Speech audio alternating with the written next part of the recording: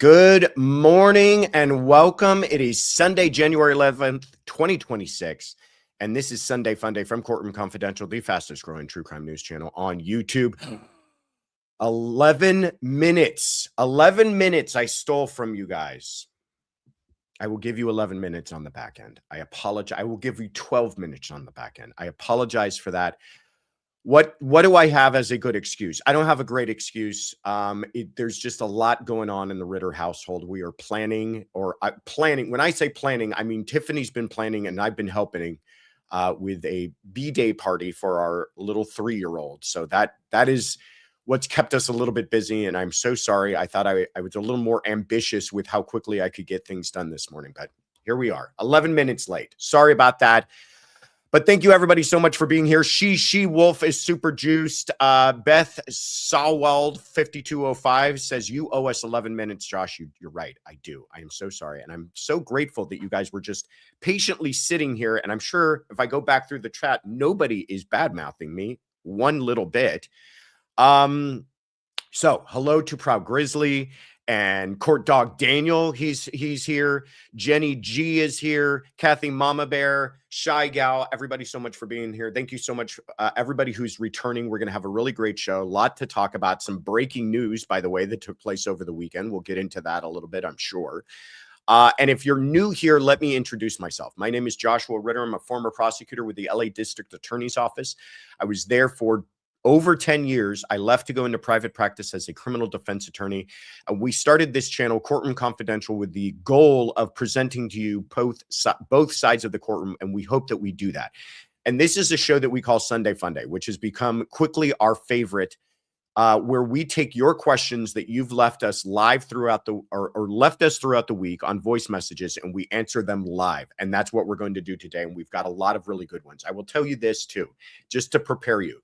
There was a lot, and I can't get through all of them, but I made sure that I'm at least answering all of your questions somehow, whether that's through somebody else's question or not. There was a lot of repeat because we're all interested in the same stuff. But if you didn't get your question answered, don't let it break your heart. Don't get mad at me. Don't throw anything up at your laptop or TV.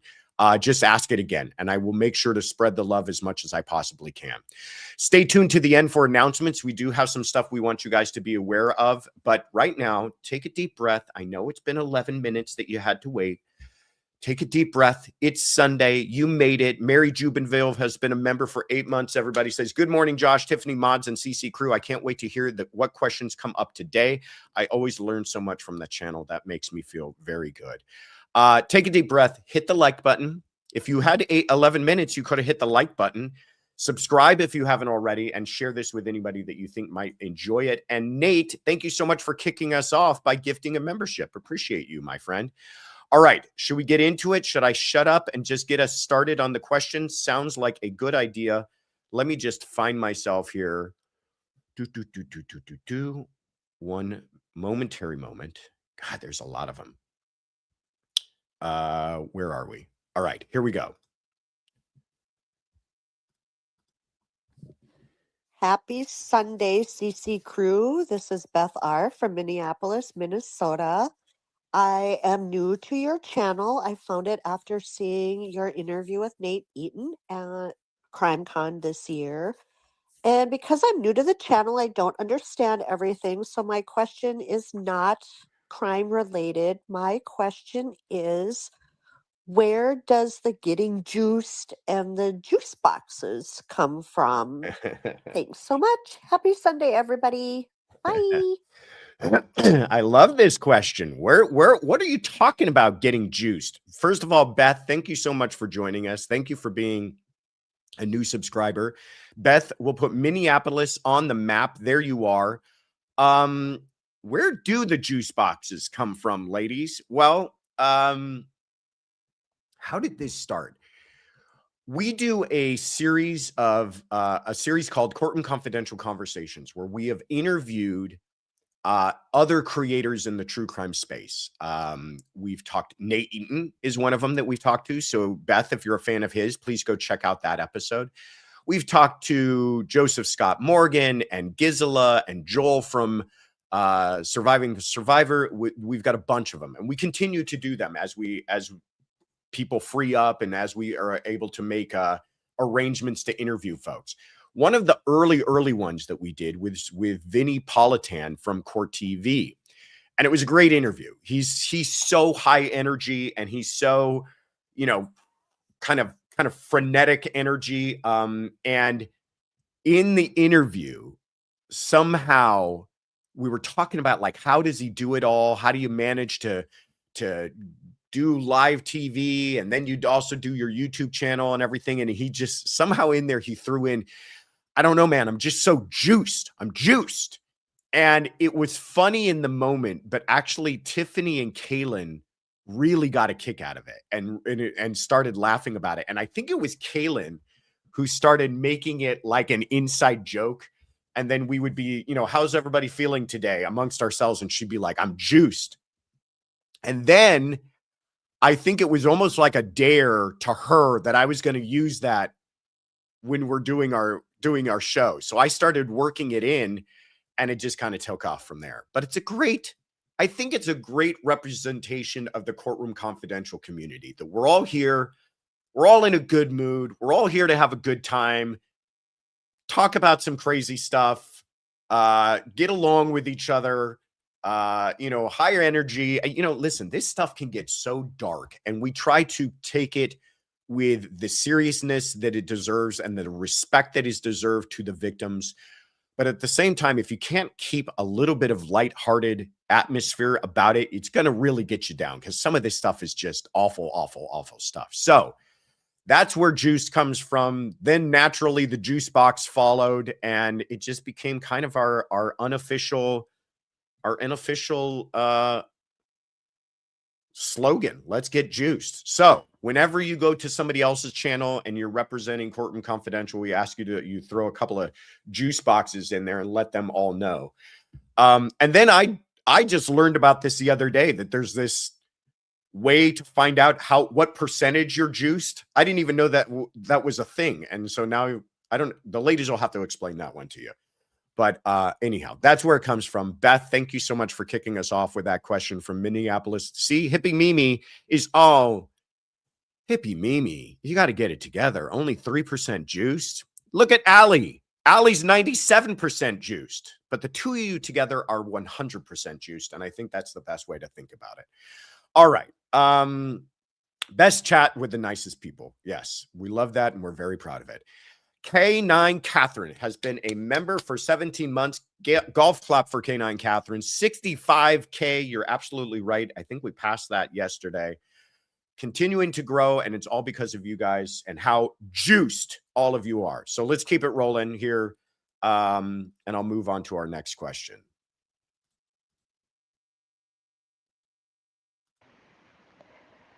Hi, Josh and crew. It's Joy W. calling from Ottawa, Canada.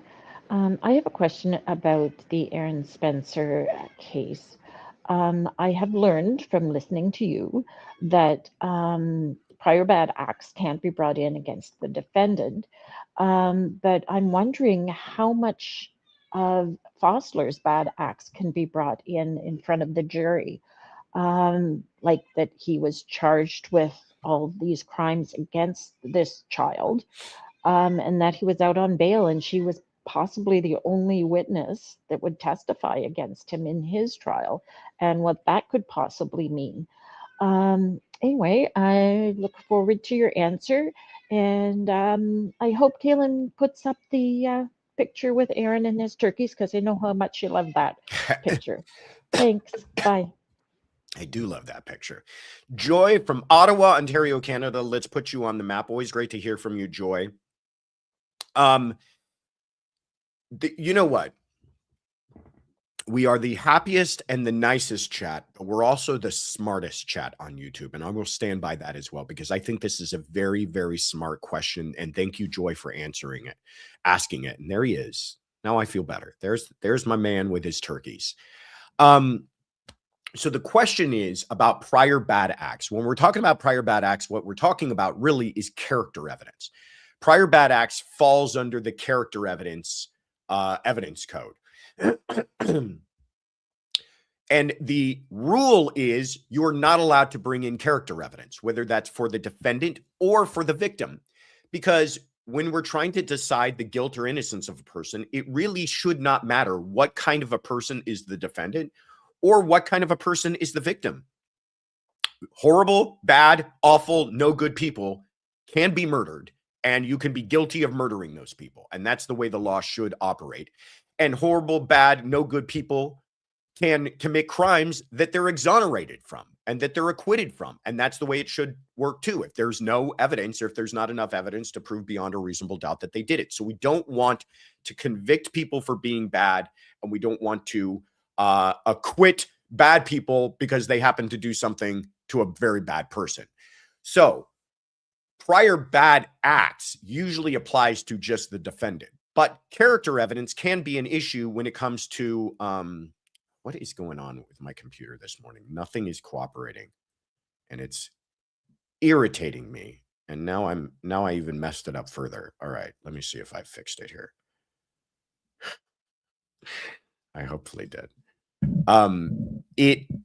We don't allow character evidence in for the victims. A situation that you see this in particular importance is when it becomes allegations of SA and the R word. We certainly don't want defense attorneys getting into the character of the victim, promiscuity, and, you know, had she encouraged this kind of behavior. So that's where it really becomes kind of an issue. But you make an excellent point, Joy. In this case, it's a little bit different. Here's why it's different. It's different because it plays a role in the story. It plays a role in the motivation. It fills in a gap, because otherwise jurors would be left with the idea that this man, for no reason, shot another man. But it's important for them to understand, I think, one, the relationship between Fossler, the victim in this case, and Aaron Spencer's daughter, that there had been prior allegations that he had kidnapped her that evening. Will they know that he had the prior charge? It will probably come out. It will probably have some sort of relevance. So as long as, I guess the answer to your question is, as long as it has relevance beyond just his character. In other words, you're not going to bring in the fact that Fossler may have cheated on his taxes. That plays no role in this. But the fact that Fossler may have committed a crime against Spencer's daughter does have relevance. And it will be up to the judge to decide how much of that and when that comes in. Certainly, it's going to come in with Aaron Spencer if he testifies. He can absolutely start to testify as to why he did certain things and why he was concerned that evening, because all of this is going to come down to his reasonableness. Was he reasonable in assessing a threat? Was he reasonable responding with force? Was he reasonable in his actions that evening? Well, part of understanding that is understanding the surrounding circumstances, and those surrounding circumstances happen to include some things that Fossler allegedly did. So Fossler's past violence might become an issue when we're talking about, would he have attacked Spencer, his past relationship with Spencer's daughter. But all of that will likely all come in, certainly if Spencer testifies. So great question, Joy. I really appreciate you bringing up that point for us to break down. All right. Where are we off to next here? Dream Catcher Cat, thank you for the super chat, says, you are a better man putting your family before us. Oh, well, that's very sweet of you. I appreciate that. Now I feel better. Lindsay Brillhart says, love CC. Hope you are feeling better. I am feeling better. I'm just not sounding better. So I apologize for my voice. I know it's a little bit off. And G Bear 55 just became a YouTube member. Welcome, G Bear. Welcome to the crew. Appreciate you. KM Texas, maybe 78. Thank you for the super chat. Says, love your channel. And when you are on Fox News. Oh, I appreciate that. Yes, I was on there earlier this morning. In fact, that's not why I was late though. And Jenny G 214 just gifted 5 Courtroom Confidential memberships. Thank you, Jenny G. I always appreciate spreading the love. All right. Where are we at? Here we go. Hey, Josh, it's Sneemac from Alexandria, Virginia. And I need you to explain to me what is happening in the Drake case, which I believe is a civil RICO lawsuit. I don't understand how it's civil. Some of the stuff they allege sounds downright criminal to me. So break this down for me and explain what's happening here. Sneemac, Alexandria, Virginia. Always love hearing from you. Sneemac, we actually answered your question on the last Fox Nation weekly rap sheet show on Fox Nation. And everybody was very complimentary. Everyone said, what a excellent question you asked. So thank you for doing that. Drake. Yes, Drake's in a little bit of trouble. And yes, it is a RICO case. And yes, it is civil. So the answer quickly, is that yes, the RICO Act can apply in a civil context. It's as long as there's some sort of racketeering involved, people acting in concert, it's a better way to think about it is it's just kind of a stronger, grander conspiracy theory and way of charging people in a conspiracy. But I believe the reason it's done that too is this is a federal civil case. And so they're invoking the RICO Act as well. But what did he do and what is he up to? First of all, let me say hi to Gisela K from Grizzly True Crime. Says happy Sunday, everyone. Hey, Josh, Tiff, and Kaylin. Everybody say hi to Gisela because I think she's probably on a run, even though it's cold where she's at. I think she's probably out for a jog just to make me feel bad. Anyhow, what did he do? Here's what he did. It's kind of ridiculous. There is a gambling website called Stake, and they had actually been shut down. Then Stake reinvented itself as stake.us. And they not so cleverly tried to say, hey, this isn't gambling. We're a social casino and you're not betting real money. You are using stake cash and you're using gold coins. And it kind of reminds me of, I don't know if it's still a thing that wasn't there like Disney dollars back in the day that you could like have Disney money that you would use only at Disneyland? It was kind of like that they were, nobody's using real money here. Well, problem with all of that is that they made it readily available to trade in your stake cash through cryptocurrency mechanisms into real cash. So everybody was just gambling illegally. Where does Drake come into all of this? Drake, and along with a few other folks, was promoting this. So according to the complaint, I'm going to read you a quote here just so that you understand it better from that. Through these and other promotions, Stake has bombarded consumers with advertisements appearing on social media platforms depicting its games as safe, legal, and fun. But these casino games are illegal in Virginia and throughout the United States and have inflicted harm on consumers across the Commonwealth who have lost real money chasing gambling wins on the Stake platform. Drake in particular deployed automated bots and streaming farms to artificially inflate play counts. So he also used this to make it look like his music was more popular of his music across major platforms such as Spotify. It's wild. It's bizarre. It's strange to me that a multimillionaire successful artist like himself is caught up in this whole thing. But that's what he did. And that's what he's caught up in. And that case is ongoing. And it does not sound like it's all that great for Drake. So I don't know. What's the moral of this? Don't do online illegal gambling, folks, especially if you're a millionaire and you don't need it. Seems very bizarre to me. But thank you so much, Sneemac, for asking that question. Probably not one I would have visited otherwise. So I appreciate you putting that on our radar. Seashell AZ gifted a membership. Appreciate you, Seashell. And Fala Dammit just gifted memberships, and we appreciate you, Fala Dammit, for doing that. Volvo 850 just became a YouTube member, everybody.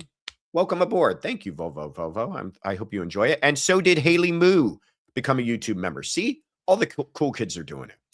Grandma Berna just became a member as well. This is fantastic. I love it. G-Bear55 became a YouTube member. I'm just going to sit here because the longer I sit, the more members, more people join up. So I appreciate that. Along with Debra Fenagolio. This is fantastic. What a great Sunday. All right, let's keep it rolling. You know what that makes me, everybody? Makes me juiced is what it does. Sarcasm has been a member for 8 months. Thank you, Sarcasm says, always proud to be part of the CC fam. Is it normal to sit jurors without voir dire? I have never heard of this happening. No. The answer is no.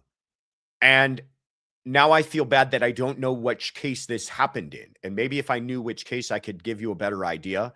But sitting jurors without voir dire is not normal. Now, in some cases I have heard, and I think it takes place more in federal court than it does in state court, the judge will do the voir dire and not the attorneys. So that might be what you're referencing, Sarcasm. I have seen where judges feel that their questioning is enough. And the reasoning behind that, not to get too much on a tangent here, but the reasoning behind that is that the challenges during voir dire should only be for cause. So the judge, these judges, the Uvalde trial, interesting. So what likely happened in that trial is that they were voir dired by the judge alone, and the attorneys didn't get to voir dire. And some jurisdictions do this. I did not realize that took place in Texas. Because the judge feels like the judge can ask the questions that will reveal any potential bias, and that the questions by the attorneys would be much more trying to figure out who would be best situated for the trial. And those judges feel that that's not the point of voir dire. It should only be finding biased jurors. I don't like it. I'm really uncomfortable with it. And I think it leads to hung juries. And I think the amount of time saved by just having the judge do the voir dire is more than lost by the amount of times you probably get mistrials, because the attorneys were not allowed to weed out kind of the crazies. But thank you for Sarcasm for bringing that up. All right, let's get to our next question here. But first, let me thank Roy for the Bind the Mods coffees. All right. Now I lost my place. See what happened? I got too juiced. There is such a thing. Hi, Josh. This is Alyssa calling from Jackson, Mississippi.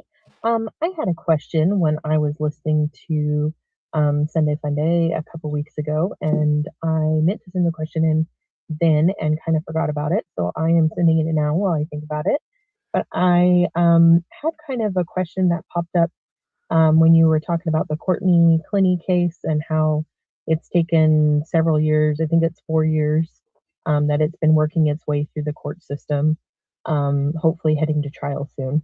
Anyway, with it going to trial soon, I'm curious, and kind of just in general, not about her case specifically, but if a defendant is found not guilty and therefore released from custody, I'm curious, is there any sort of recourse that they can do for being imprisoned for all that time before their trial?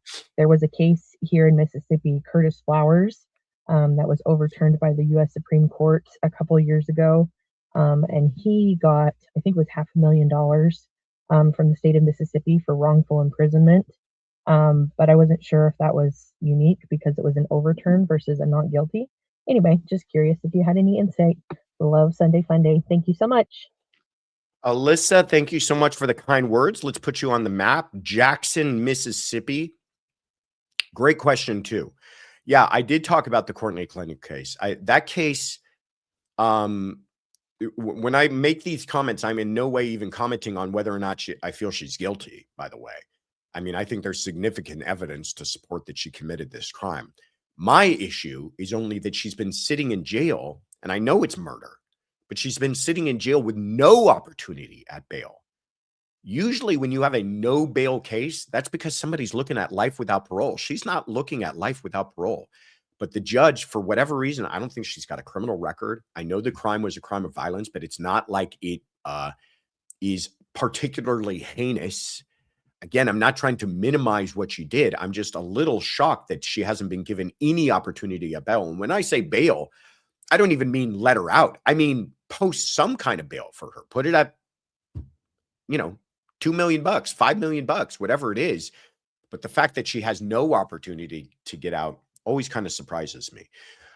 Anyhow, Alyssa's question, though, is much more along the ideas of, let's say she is acquitted. What about all that time lost? What about all the time stolen from her if she's acquitted from this? Well, you're right to draw a distinction. There is a distinction between pre-trial custody and post-conviction custody. What you're talking about, where people get exonerated and released from prison, is when it's a wrongful conviction case. But the question you're asking is about, does that same kind of compensation exist for somebody who's held in prior to her trial? And the answer is no, unless you can show some sort of fraudulent activity. In other words, unless the district attorney is lying about, say, her past criminal record, or is lying about the circumstances of the case, which would be easily discoverable. Or if it is found that the judge is so beyond the judge's discretion in setting or not setting bail. But that's also doesn't exist in this case. But, you would have a case where a person was arrested for DUI and the judge sets bail at no bail. That would be kind of one of those cases because the judge had some personal grudge against that person. None of that exists here, and those circumstances are much more unlikely to happen.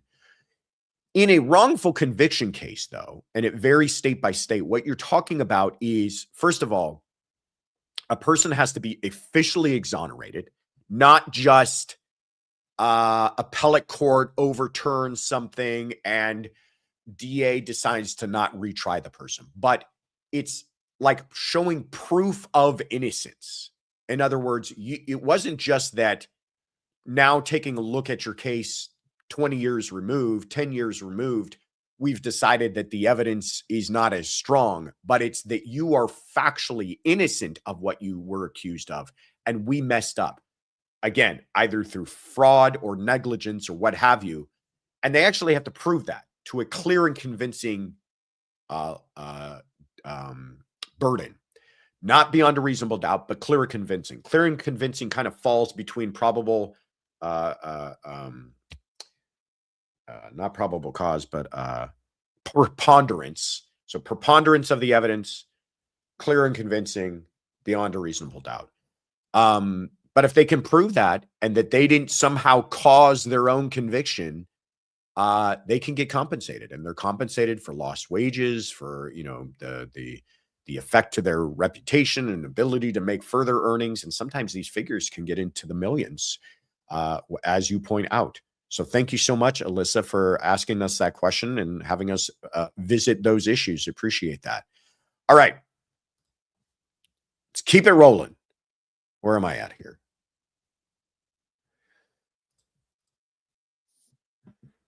Hey, Josh and CC crew. This is Tiffany from Yeppoon in Queensland, in Australia. I love your shows, by the way. Being in Australia, your Sunday Fun Day actually turns out to be my Monday Fun Day. I look forward to it, to be able to drive around for work and listen to it and listen to everyone. I don't get to be in the chat, but I love it. I love the engagement. I think your channel's great. But my question is regarding the Karen Reid civil trial. That's some things going on, motions back and forth on that. It made me wonder about this issue. She has about 10 lawyers in that case, and I think from 3 firms. So how does that work? In practice, you've got 10 or so lawyers, but 3 law firms. In a case like that, who decides who's doing what? who distributes the work, who decides who pays what, who decides who gets what money. I'm really, really curious on how that works. If you could enlighten me on that, that would be great. Hope you're all having a great day. Bye. Tiffany from Yeppoon, Australia. I love it. I think that's the first time we've heard that location. I know you've got some other friends there in Australia. You might have to take a little road trip.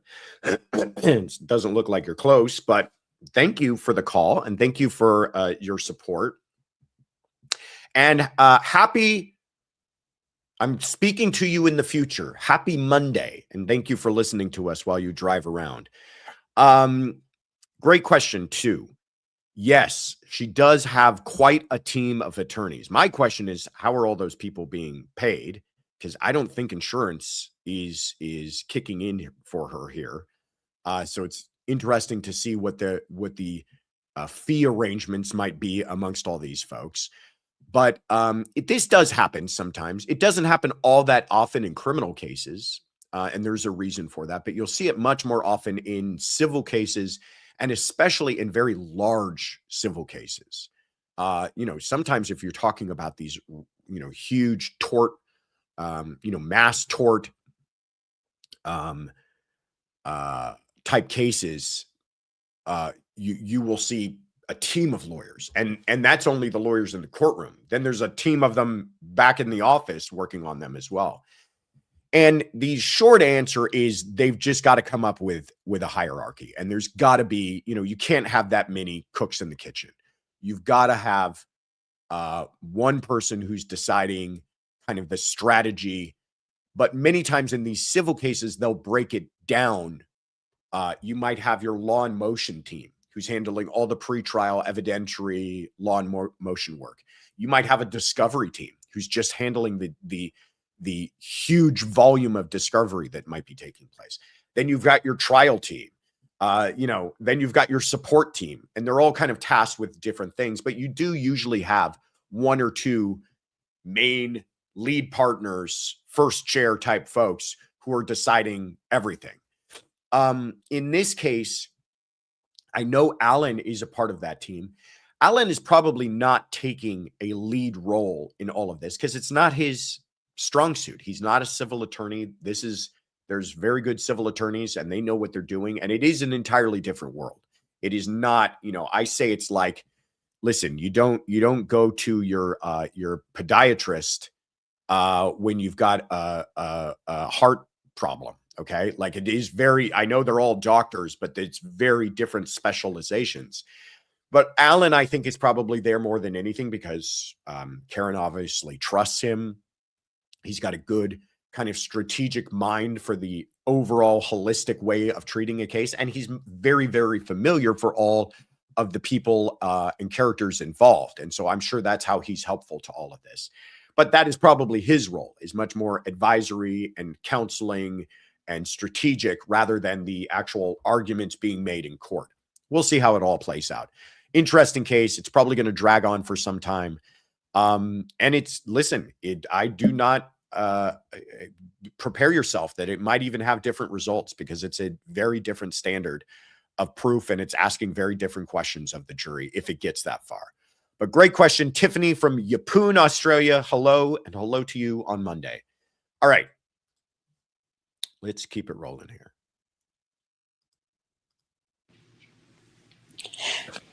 Good morning, Josh. This is Debbie from Phoenix City, Alabama. Before I call in with the question, I just wanted to make a really nice comment.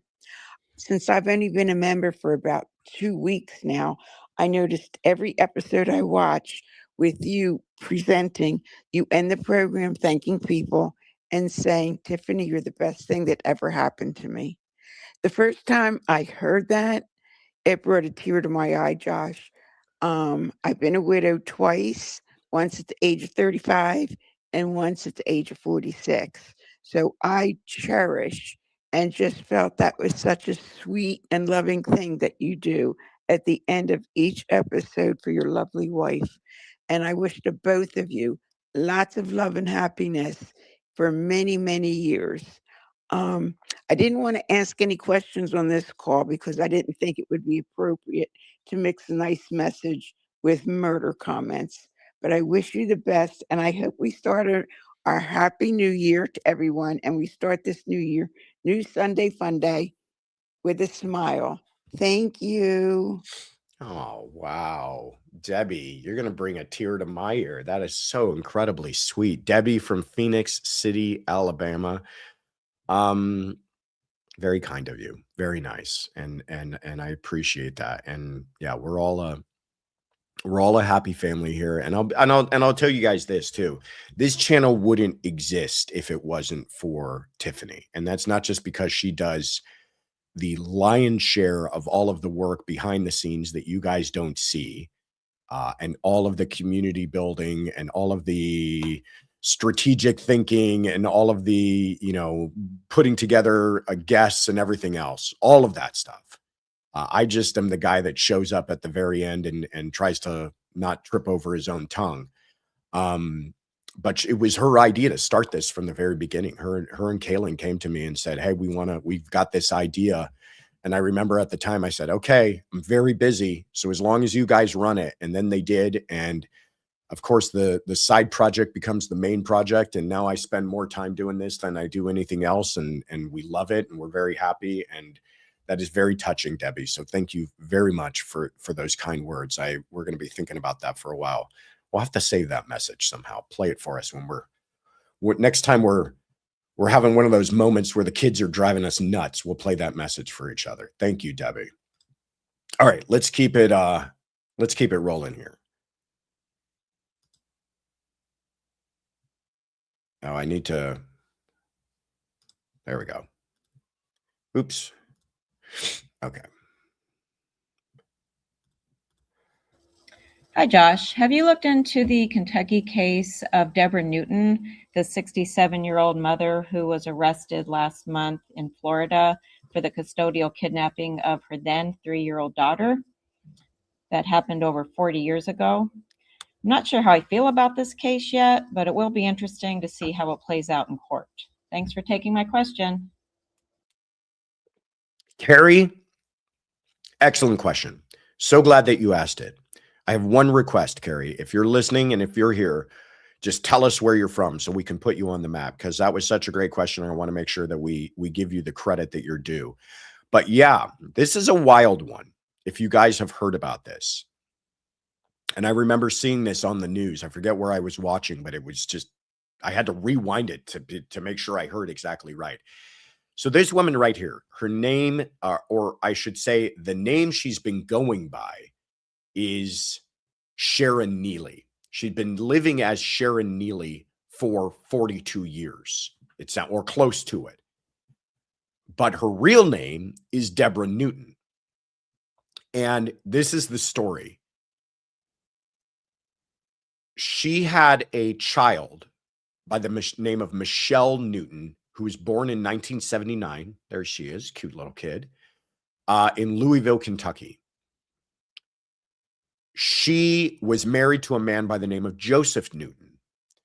And for whatever reason, and it wasn't clear to me entirely in the stories that I had read what caused her to do this, whether their marriage was falling apart, whether maybe there was an incredibly compelling reason, but we haven't heard it yet. But she convinces, the story goes is that she convinces Joseph that she wants to move the family to Georgia. This is in 1983. And she goes ahead of him to Georgia to set up house. When he shows up in Georgia, she's gone. He can't find her. And in fact, it sounds like he had limited contact with her. And then eventually that contact goes cold entirely.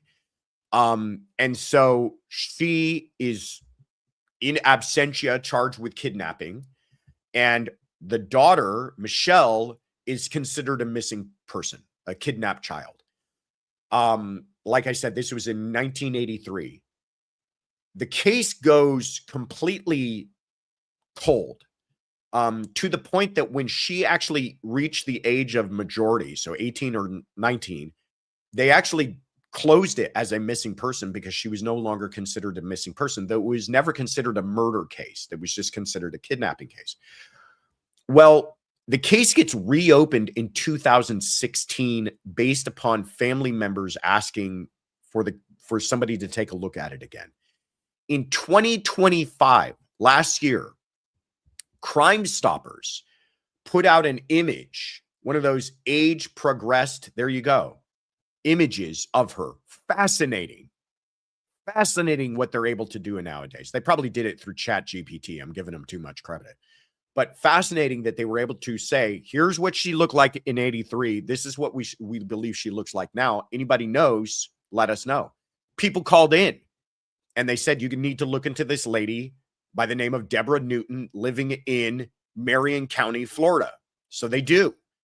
Investigators go to Debra's sister, who's in Louisiana, to do a DNA check. Very clever.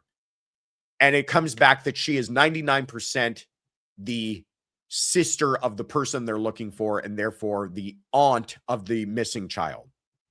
Wild. They show up to, there's a retirement community that's kind of famous in Florida called the Villages. They show up there. Police show up and stop Debra on the street while she's with a friend walking her dog. And it's funny if you've seen the videotape. I should have got that. Here's a screen grab from it. But if you watch the video, it's interesting because she has no idea. This is 42 years. She has probably thought, I am well beyond ever getting caught for this. And she,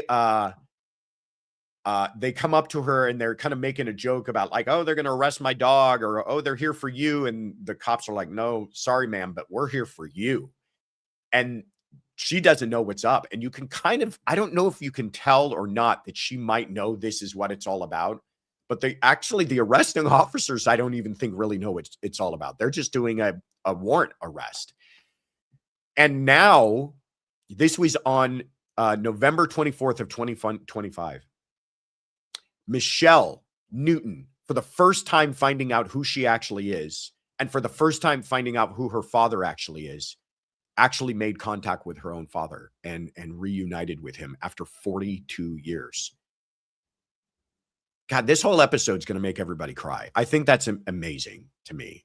It's again, we don't know the full story. I don't know what caused this woman to do this. If it was purely out of spite and selfishness, that's one thing entirely. If there were other reasons that may have compelled her, I don't know. But I do know that regardless, she robbed this man of his child and her child of a father for 42 years. So yeah, her case is currently pending in Florida. So we'll see how that all ends up. Look at that. Isn't that wild? You imagine you're living your life. You're living your life. It's like I'm a similar age to her. It's like if the cops all of a sudden showed up at my door and goes, you're not Joshua Ritter. In fact, your name is Joshua Rockefeller, and we have some stuff to tell you. And by the way, things are about to get better for you, Mr. Ritter. Anyhow, great question. Thank you so much, Carrie. Just let us know where you're from, Carrie. We appreciate that. All right, let's keep it rolling here.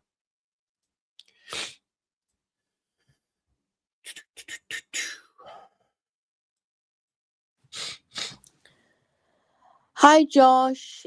Hi, mods. Hi, CC crew. It's Little Miss Red Velvet from Manchester, UK, the CC UK correspondent. My question this week is about the Reiner case. The LAPD have sealed the death reports, things like the autopsy, and they're not making it public. Is this a usual occurrence? Also, they are talking about an insanity defense versus a competency defense. What do you think about that, Josh? And could you expand a bit on what a competency defense is? Look forward to seeing you on Sunday Fun Day. Take care and Happy New Year. Bye. LMRV from Manchester, England. Let's put you on the map. Always love hearing from you. I'm going to have to find out why you use that name. And I think I've said this before, but red velvet is one of my favorite cakes. Great question. Nick Reiner. So a couple of questions here. Let's take the one about the medical examiner's report.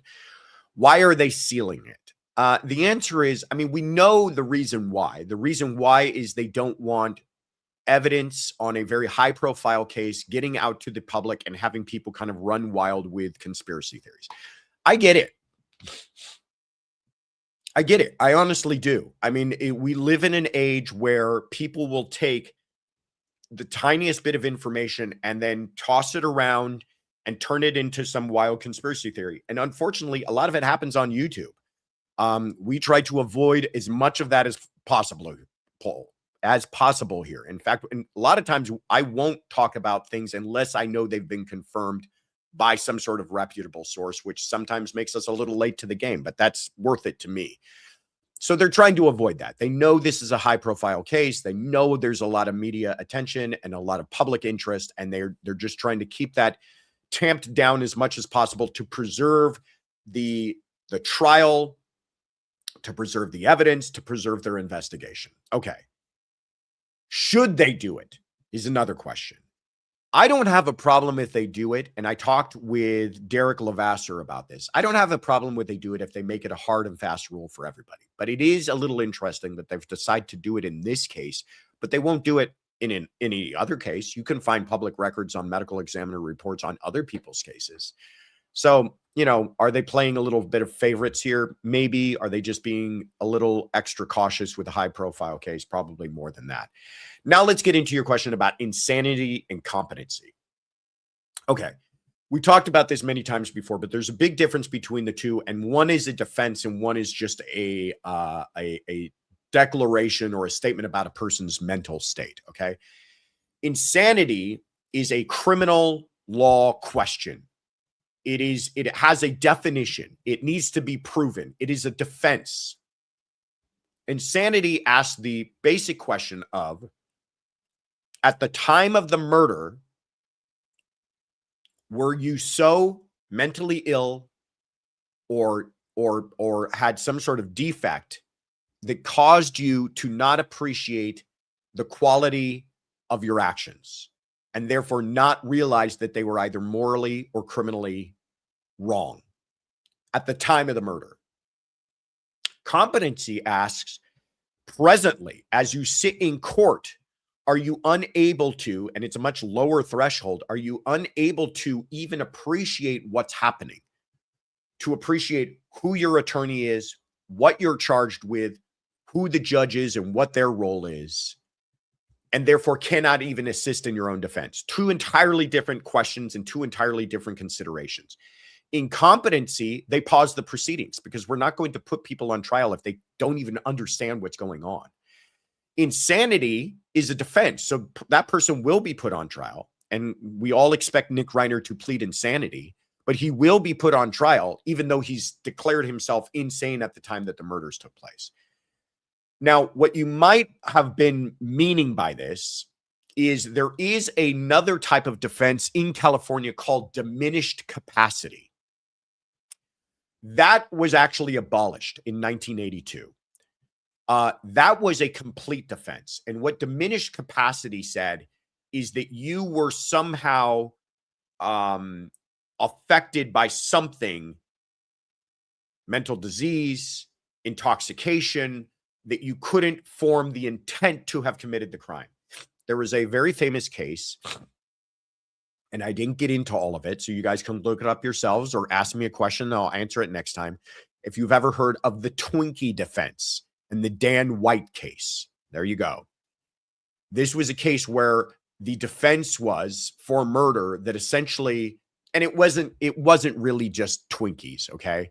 But Twinkies got thrown in there and the media ran with it. But the idea was that he was suffering from some sort of diminished capacity based upon a heightened level of stress that included a bad diet, that included only eating Twinkies, that caused him to not be able to appreciate not be able to form the intent to have committed the crime, and he got off. And people reacted to that and said, BS to that. We don't want that law in the books. So they abolished it, and they created what's now called diminished actuality in California, which is a little more difficult to prove, and it doesn't get you a complete defense. Diminished actuality is the same argument that you, for whatever reason, ate a bunch of Twinkies or have some sort of mental health issue, that you lacked the specific intent to commit a certain crime. So in this case, diminished actuality would, if the jurors believed it, and if the jurors found it to be true, would eliminate the specific intent required for first-degree murder. Does that mean he gets out and is completely acquitted? No, it's not a complete defense. It's only a defense to specific intent. So therefore, he would still be on the hook for second-degree murder. Still kind of a huge win for the defense, but not a complete win. So it does not mitigate, or it is not a defense to general intent crimes, which second-degree murder is considered a general intent crime, unlike first-degree murder, which you have to have this specific intent to premeditate and kill. Hope that makes sense, MLRV. Appreciate the question. Dala Hansen says, I love Twinkies. That's what Dala Hansen took away from the discussion. And I agree. I love Twinkies too. They almost got rid of Twinkies, didn't they? Wasn't that a thing? They wanted to get rid of our Twinkies. Boy, if there was ever anything to make you run to the ballot box, it would be trying to take away our Twinkies. Cody in Tennessee, thank you so much for gifting the membership. Appreciate you, Cody. And Shishi Wolf, thank you so much for donating some coffee to the mods to keep them wide awake. And Joy W. Can, thank you as well for the donating mod coffee. Eroy, thanks for the super chat. Says Tiff held a live for us members last week to give us the lowdown on the schedule for the rest of the week, and it was awesome. Our rising star Tisu's now running our weekly members only lives. I think that's a resounding review, and maybe she'll be back for more. I like that. Good. Counselor, maybe Tiff and Kaylin can have a spin-off channel, huh? What do you guys think of that? Counselor Christy has been a member for 6 months, everybody. Golf clap for Counselor Christy. Best 6 months ever. Best community. Well, we appreciate you, and you're a big reason why it is the best community. All right. Where am I at here? What am I doing? Here we go.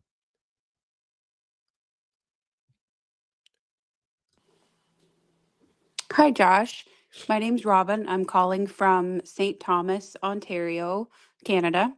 And my question is in regards to the current news story about the dentist and his wife in Columbus, Ohio, that have been found murdered. And it's Tuesday, January 6th right now. And as of today, there is a suspect caught on neighborhood video, but he's not been caught. My question is regarding the Nest or Ring camera footage and what the police or the DA or whomever can do to acquire that footage. What if they put out a plea to the public to submit their footage, but they don't get the responses that they're looking for? Say the neighbor or the person across the street, you can tell that they have a Ring camera, but they're just unwilling to provide that footage. What recourse does law enforcement have to acquire that footage? As more and more people these days have those cameras and we know that the footage is out there, what does that look like in terms of acquiring it and subpoenaing the footage, or does it have to be voluntarily submitted in most cases? Anyway, that's my question. Thank you so much. Looking forward to this Sunday's episode. Have a great day. Robin, thank you so much for calling in from St. Thomas, Ontario, Canada. I want to say that's the first time I remember saying the name St. Thomas. So let's put you on the map. Appreciate hearing from you. Yes, the Tepe murders. This is a wild one, and it is breaking news because you may have heard yesterday, right? It was Saturday. they arrested someone in regards to these murders. So I'm going to answer your question, Robin, because I still think it's pertinent. And we got a few questions on the Tepe murders, and I'm going to answer them. Even though they're a little bit old news now, I think the questions are still important, and it gives us an opportunity to talk about this horrific case. So the Tepes were shot inside of their home earlier in December. It's been, I think, about 2 weeks since the shooting took place. And it was a complete mystery. They live in Columbus, Ohio. And sorry, guys. And they when he's a dentist, he goes missing from work. His name is Spencer, her name's Monique. He goes missing from work. His work calls, I'm going to try to do this quickly, just so everybody kind of catches up to this. His work calls to have a wellness check done, a welfare check done. The police actually arrived to the wrong house. Sad, but interesting detail. Later on, friends decide, no, something's wrong here. And they go to the house themselves and hear the children crying inside of the home. And then one person actually, it sounds like, is able to see through the window. Still kind of unclear as to how this takes place, but is able to see that he is in fact dead in a pool of blood in his own bedroom by his bed. So no signs of forced entry, no weapon recovered. All police have at this point is it doesn't appear to be a murder-suicide, and it doesn't appear to be some sort of residential burglary gone bad. So now it looks like some sort of targeted murder, and they're at a complete loss. So they had been requesting of the public any information, any surveillance footage. There was a piece of surveillance footage, which doesn't give you much, looks like a male, completely covering their face. This is the person they believe was involved. It was categorized as a person of interest. Now, I'm going to give you the news and then answer your question.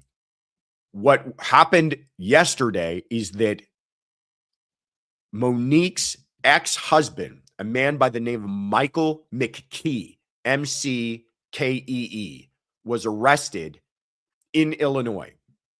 He's 39 years old, living in Chicago, and get this, a vascular surgeon. So the man is a professional and a doctor and, highly educated professional. Reports are that he had been married to her very briefly. I have heard anywhere from 8 months to 2 years. I don't have confirmation on which that is, but I've heard the media at least reporting for just as much as 2 years. And it was over 7 years ago that they had been married. So she divorces him. A couple of years later, it sounds like she meets and marries Spencer. He's been arrested. Like I said, they lived in Columbus. He lived in the Chicago area. They tracked him back down to the Chicago area. He's been arrested and at least arrested for those charges, but not formally charged or indicted. He's going to be extradited back to Columbus, where he will face charges for double homicide. Wild case. And yes, to Bess Nancy's point, 7 years is a long time to harbor a grudge. There are a lot of still big questions to be answered here. One, yes, 7 years is incredibly long to harbor a grudge. Two, you're not talking about a person who is living a fringe lifestyle. It's not like he's in and out of rehab, got all sorts of criminal problems himself, and it's kind of understandable that he might lose it. Sounds like the guy was a professional. We know very little about him, so I'm kind of making some assumptions here, but this, is shocking to me. Also, I would like to know, has he talked to anybody in those 7 years about how much he hates his wife or hates his wife's new husband or anything like that? What kind of digital footprint? What kind of social media footprint? Where is the harboring of this obsession over the last 7 years? The way that it sounds like police put this together is that they, along with that suspect person in the video that we saw, there was also a suspect vehicle. And what I think happened, and we'll see here in a few days whether or not I'm right here. I think whenever you have a case like this and there's not a suspect to investigate, you investigate the victims. And what I mean by that is you find out as much about these people as you possibly can. And I'm sure in their investigation, it came up that Monique had an ex-husband. Now, he may not have originally raised any kind of red flags by just being her ex-husband, but they're going to put him on their list of possibles. And then as they get further information, they're going to cross-check that against their possibles. And when they found a vehicle, and that vehicle, I don't know if they got a registration or if it matched a vehicle that they knew was connected to him. In other words, if they're looking for a white Civic sedan and they know Michael here owns a white Civic sedan, now you're starting to see some connections. And I think that was likely how this was all pieced together. In any case, they've got him. Still doesn't answer the question as to how he gained entry to their home at between 2 and 5 a.m. in the morning without forcing entry. Still doesn't really answer the question as to why he did it. And the only piece of physical evidence that we have heard that was left behind was shell casings. And I would like to know if those have been either forensically or ballistically linked to him. So a lot of questions still to be had. Back to Robin's question. In other investigations, though, what do they do about this footage? Interestingly, the apps that the companies that service these home surveillance, Ring, Nest, I think is another one. They have the ability now that if police are looking for video in your area, they can send out an alert to your app to ask you, do you comply with allowing law enforcement to have access to your cameras? And that's a quick and easy way they can do it. If that doesn't work, they can just start knocking on doors and asking for the surveillance. And if that doesn't work, if people refuse, they can get subpoenas. They call them a SDT or a subpoena ducis tecum, which asks a person to show up to court with an item, with a document, or with a physical piece of evidence.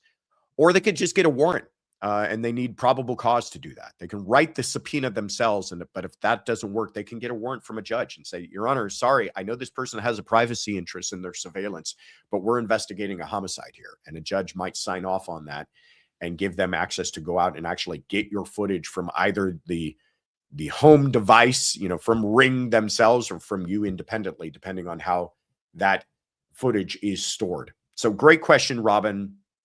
Fascinating case. I'm sure we're going to be talking about it much more in the days to come. All right, let's keep it rolling here. A lot of questions to get through. I'm taking too long, I think. I need to go through these quickly.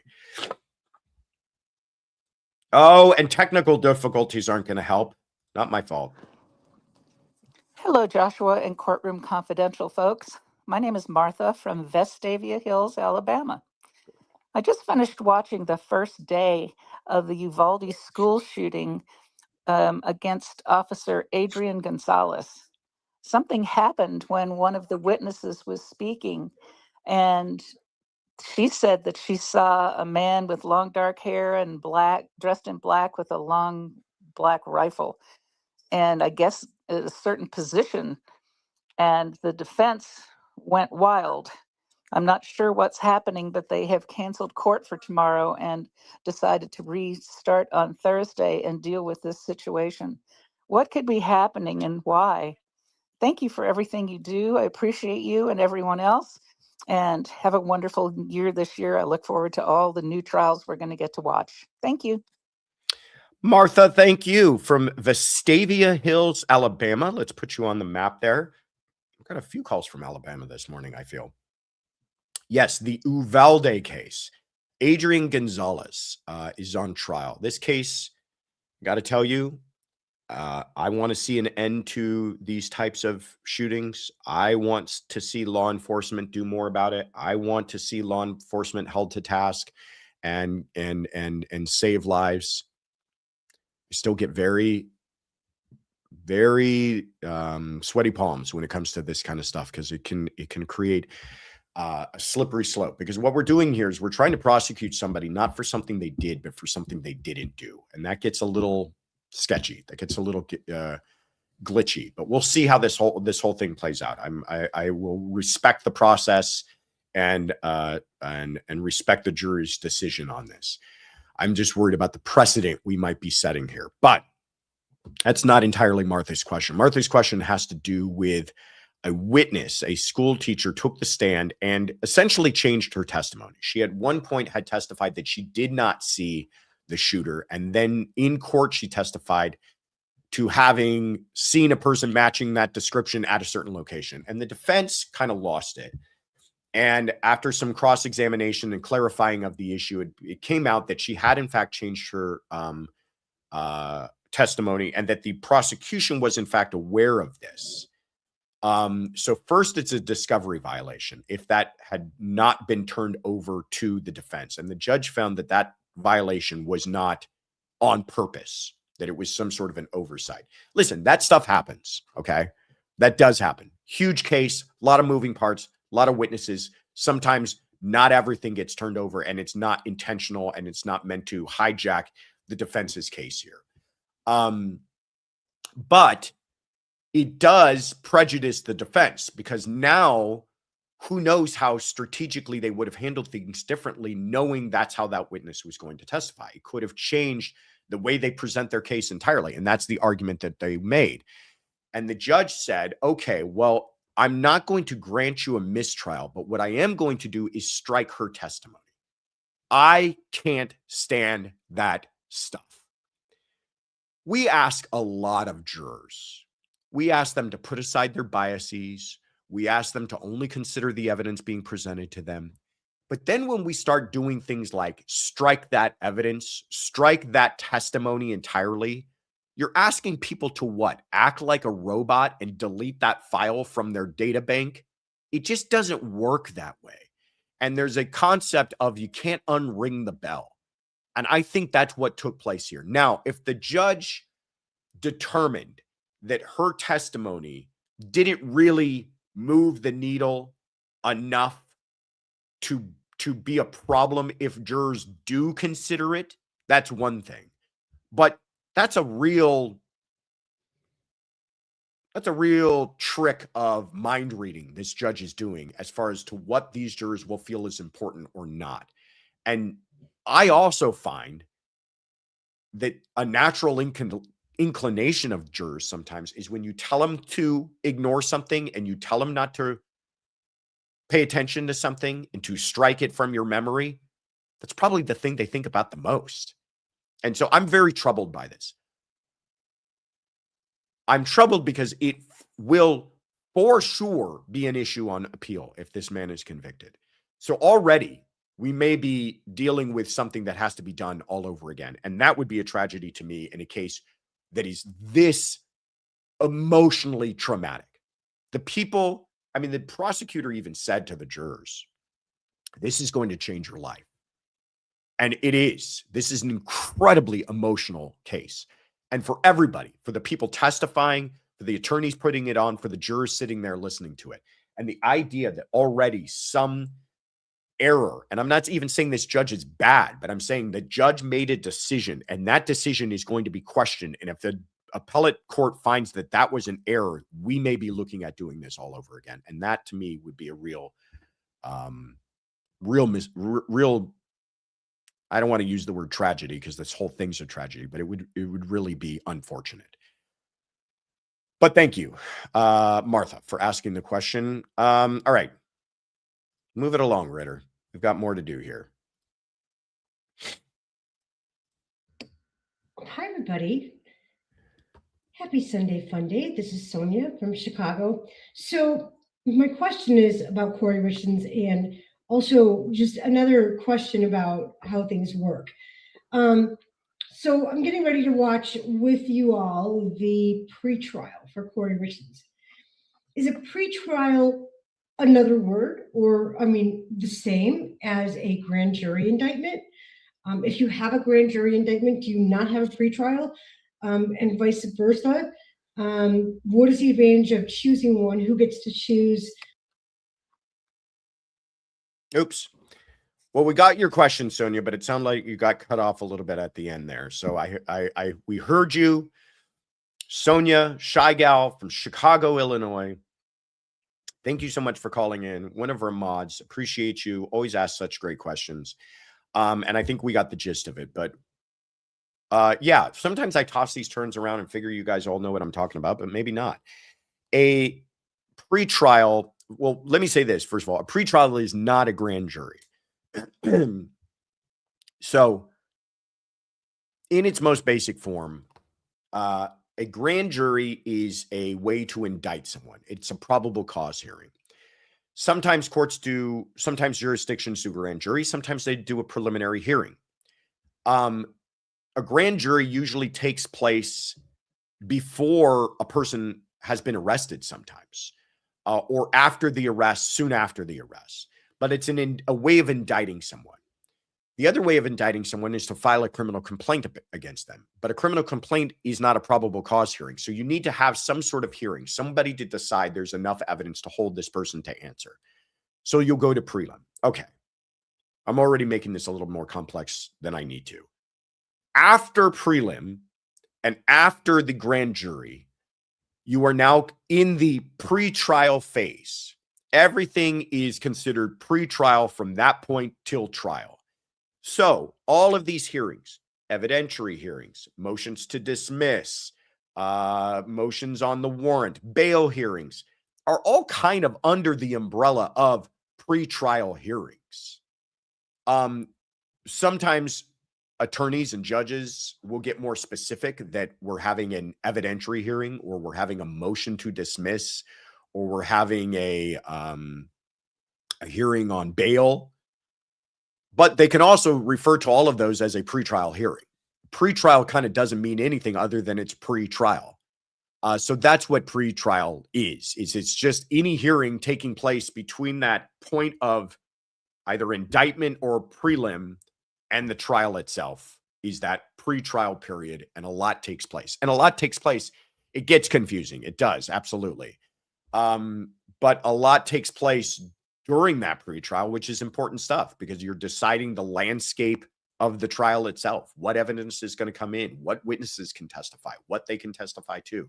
It's very, very important stuff. A lot of times, I think, far more important than even what, the attorneys do during trial, because they have to decide what are the jurors are going to hear. Thank you, Sonia, so much for the question. Appreciate you asking, as always. All right. And Potter, thank you so much for supporting our mods with coffees. That's so kind of you. June Sidloskis, I think I got that right. Thank you for the super chat. Says Dan White was the individual who shot the mayor of San Francisco, Supervisor Harvey Milk. Yes, it was a very, very famous case. They even made a movie about it. It's kind of become more famous because it was kind of memorialized or infamously characterized as the Twinkie defense. A little more nuanced than that, but you're absolutely right. He was convicted, or he was the one who murdered San Francisco Supervisor Harvey Milk. Thank you for that, June. And Nancy, thank you for being a member for 14 months. Fantastic 14 months. Love my CC crew. Well, we love you right back. All right.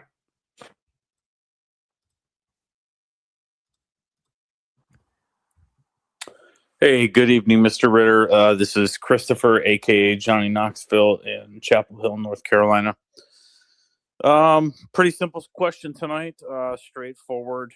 Why do so many prosecutors become defense attorneys, and why do so many defense attorneys become prosecutors?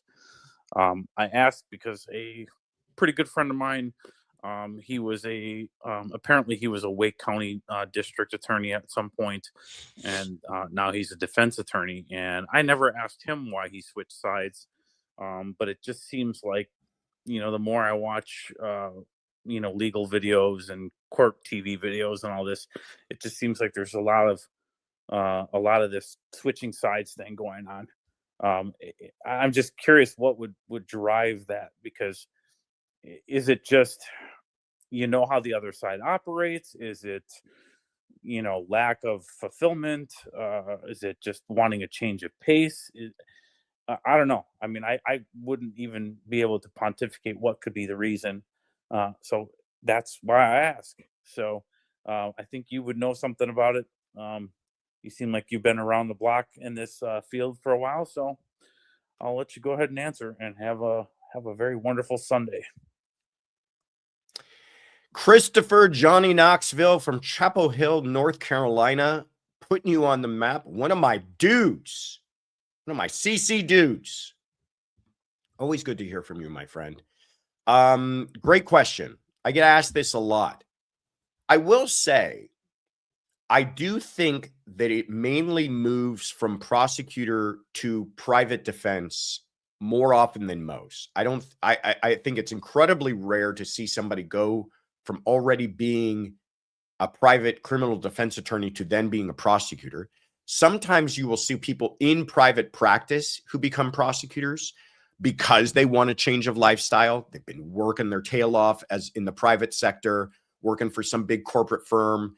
They're sick of it. I remember there was a gentleman I worked with in the DA's office who left a very high-paying job in the private sector as an attorney because he's like, I want to see my kids grow up. I work all the time. I come home and they're asleep, and I wake up in the morning when they're still asleep and go back to work. And I don't want that lifestyle anymore. So he became a DA to still practice law and do, you know, something he could feel good about, but also see his kids. But he took quite a pay cut. I mean, it was like, I think half his salary. But I think, and then certainly you have public defenders who leave to go into private practice. But the idea of a public defender becoming a DA is nearly unheard of, or a DA becoming a public defender. And the idea of a private defense attorney becoming either one of those is also kind of unheard of. Usually the way it's working is people are leaving government work to go into the private sector. And why is that? Well, there's a number of reasons. You stated a lot of them, lifestyle, everything else. I think I can't speak for everyone. I can speak for myself. And I think I had a fairly typical reason for doing it. And sad to say, a lot of it comes down to money. You're working for the government. It doesn't pay that well. It is public service, and you are an attorney with all of the debt of a regular attorney. I went through law school and college and everything else and had to get loans, and that debt followed me even though I went into the public sector, and it just it became a little bit much. But I will say it wasn't just money. I mean, I think I still would have been a DA. I don't know. When I really think about it, I don't know how long I would have stayed. The other part of it is, yes, I just wanted more challenge. And unfortunately, when you work for the government, especially in a large office like the LA District Attorney's Office, it's a huge office. It's the largest prosecutorial agency in the world, is what we were told. Certainly the United States. It really begins to feel like you are a very small cog in a very large machine. And I'm kind of an ambitious guy, and I wanted some career advancement and to know where my career was going. And I kind of felt like I had, kind of hit a brick wall. And there's a lot of bureaucracy. And it's like, if you want to advance, you have to get these different promotions. Well, promotions aren't entirely based on merit. They're based on seniority and also the budget. And that's based on the county, and the county's based on voters. And it was all this bureaucratic kind of stuff. And I just kind of was feeling a little lost. An opportunity presented itself. It was an opportunity actually with Alan Jackson's firm. And I took it. And I probably took it earlier than I had originally anticipated, but I took it when the opportunity presented itself. And I'm very glad that I did. It's opened up a opportunity for me to do a bunch of other things, including this. I would not be able to do this if I was still in the DA's office, but there's many reasons why people do. But I think if you had to pick one, it probably comes down to they just want to be able to have the freedom to make to kind of work for themselves and maybe make a little bit more money. So there you go. Hope that makes sense. Johnny, always good to hear from you, my friend. All right. Let's keep it rolling here. You guys enjoying this? Are we covering enough? I think we're covering a lot of ground today. We've got the Uvalde case, the Tepe murders, Nick Reiner, a lot of everything big in the news. I think we're hitting it all today. All right, now I lost my spot. Hush up, Ritter. Just get to the next case.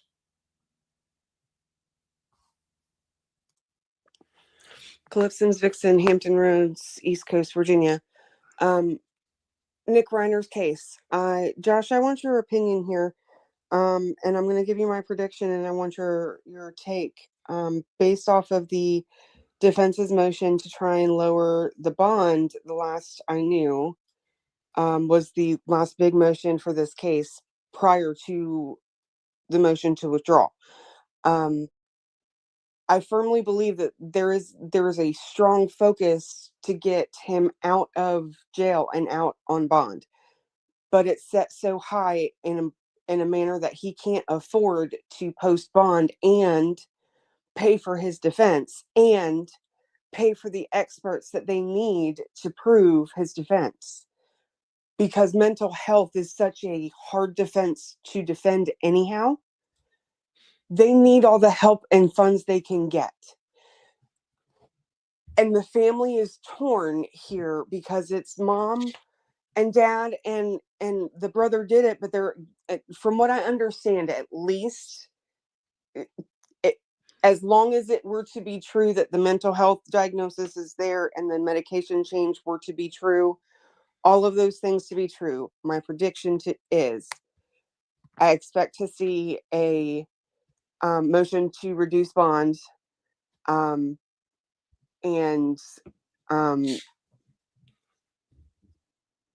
what are your thoughts?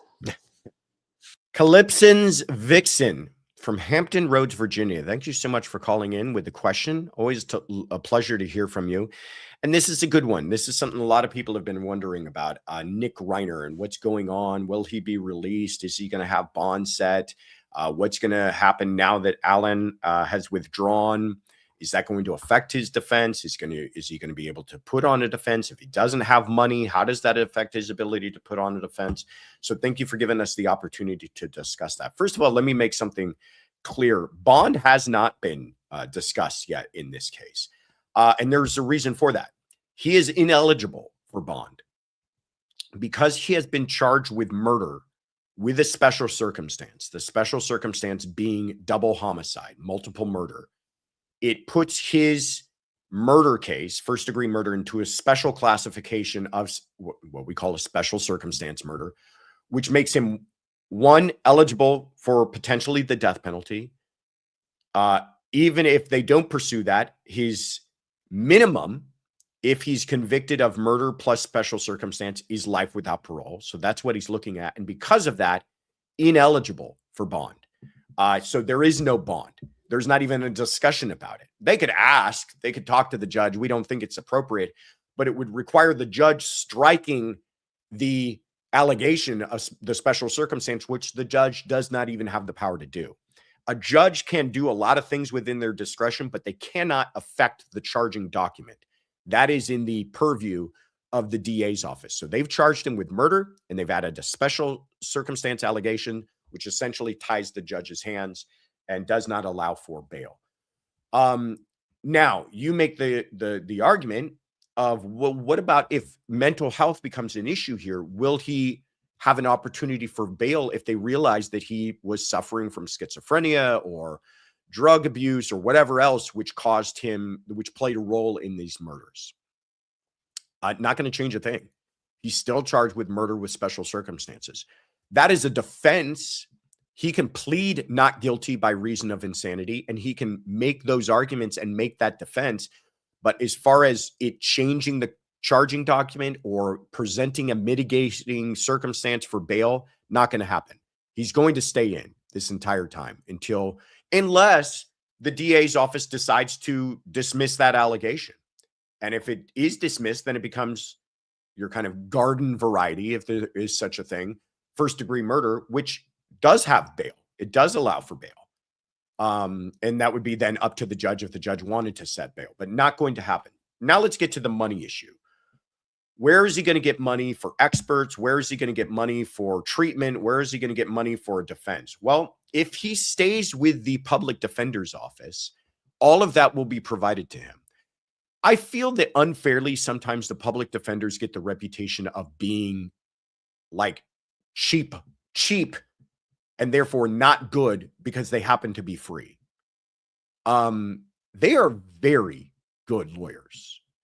Now, they're very busy, and that's what I tell people many times about, why would I hire a private attorney rather than go with the public defender?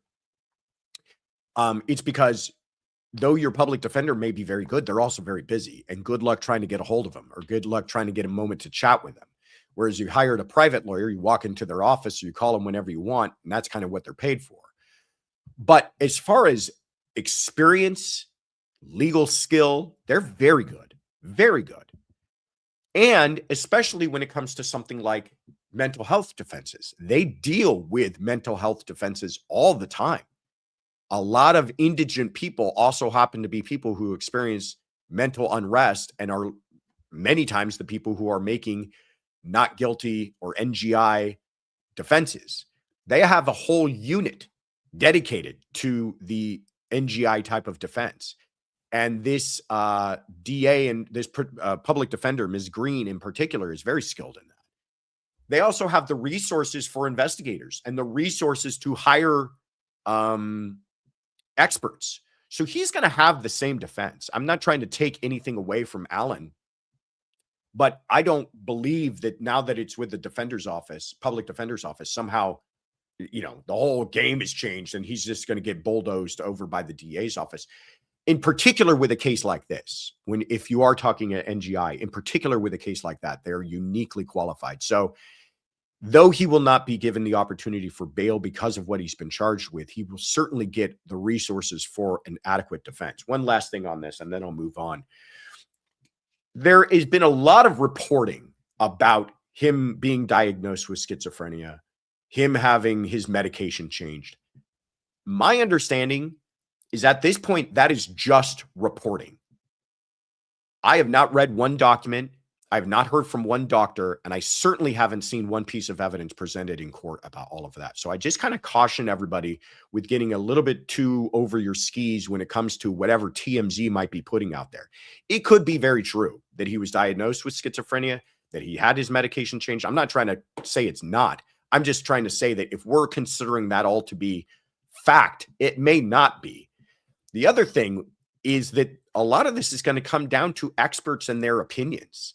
There could be an expert who is called by the defense, and there will be, to say, listen, he was so addled by schizophrenia, he did not know up from down, left from right, and he certainly didn't know what he was doing at that time. There's going to be another as adequately experienced expert called by the prosecution to say, no way.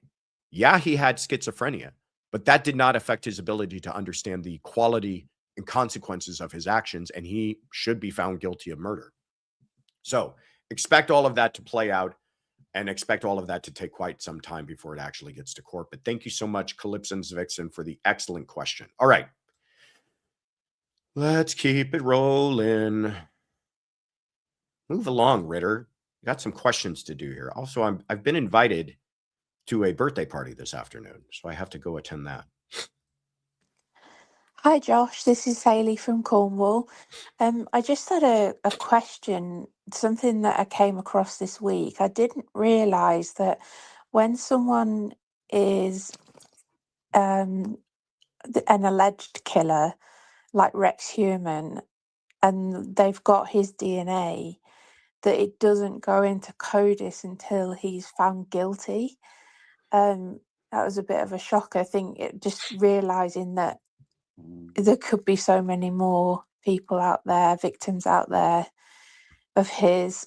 And similar, I don't know if it's the same with the yogurt shop murders, the man that committed that crime, they've just found many more that, many more victims. Anyway, I was just wondering, is this every state in America or is it just some? It almost feels like the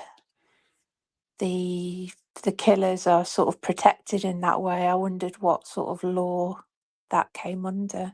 Thank you. Haley, so good to hear from you from Cornwall, England. Let's put you on the map. Well, let me say this. Rex Heuermann's DNA is most certainly in CODIS now. But you are right that it does depend on the jurisdiction as to when a profile may be entered into CODIS. So first of all, I guess we should answer the question of what is CODIS. CODIS stands for the Combined DNA Index System, and it's a nationwide system of, it's essentially just a database.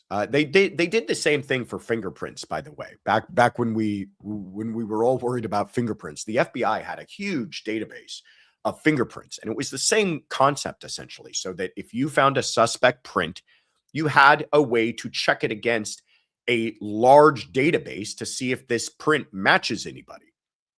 And it was incredible how they had to, they would, I don't want to get into too much to prints, but I mean, they literally had to understand, classify prints into general categories that they could then whittle down so that they could find some suspect samples. And then you would just literally have somebody going through several samples trying to find out if a print matched another print. Very laborious process.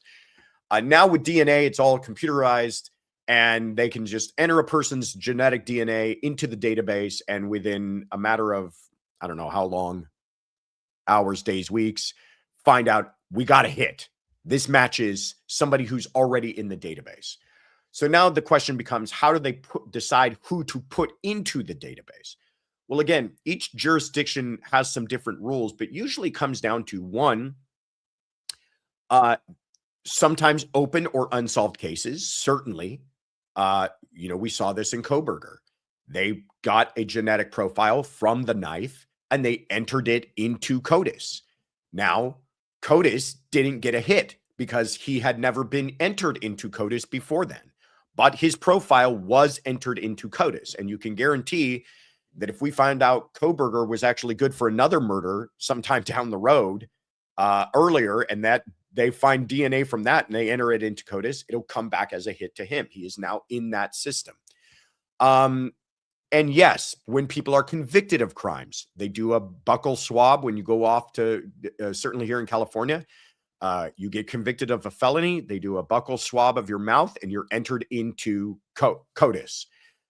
Arrestees sometimes. In Orange County, this was kind of controversial, but they had a program for a while that if you wanted to plead in Orange County here in California, even to misdemeanors for no jail time, you had to submit a DNA sample. It was like this. They dangled this treat in front of you. Hey, you're looking at 90 days in jail. Well, we'll waive all that jail time if you'll just give us a DNA sample. And they were trying to really build up the database there. So a lot of people are entered into it at different times, but you have to also qualify. And sometimes samples can be ineligible. And another example to go back to Kohberger is that you remember there was that unidentified male DNA that was found on a banister inside the home.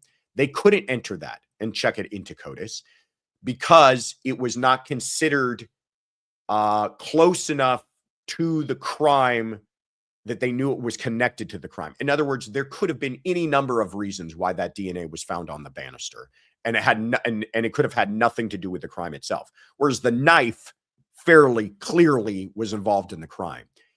And the reason for that is that CODIS, like any kind of database, can get overwhelmed, and you got to be a little selective as to what information you put in there and what you don't. But great question, Haley.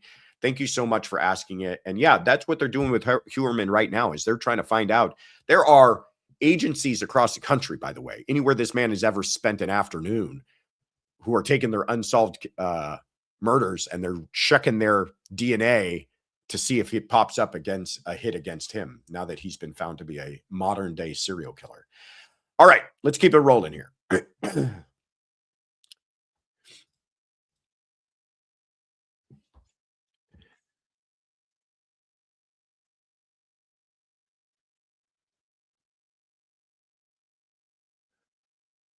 Not hearing me? Ritter. I guess I got to press buttons. Hi, this is Wendy from Browns Valley, which is in Northern California. I have a question about the 97-year-old woman, and her daughter was her caretaker, and the woman didn't want to live anymore. And so the daughter assisted her with that and is now charged with first-degree murder. My question is, what is the legality if you are in that situation as a person and you're obviously terminal, whether from a disease or age or affliction, and you have it spelled out in your trust or will how you want that to be handled when you get to that point? I don't understand the first degree murder charge, just because it seems to me that a 97-year-old woman who is just done, or a very ill terminal person who's done, why can't they get some assistance? Yeah, that's my question. Happy Sunday Fun Day. Wendy from Browns Valley, California. Thank you so much for calling. There we are. I'm learning all about. Did you guys know that you'd be learning geography on top of the law when you came to this channel? Well, there you go. Added benefit. You're going to get a minor. You're going to get a major in law, criminal law, and a minor in geography just by watching this channel. Wendy, thank you so much for calling in. I said this at the top, but I'll say it again.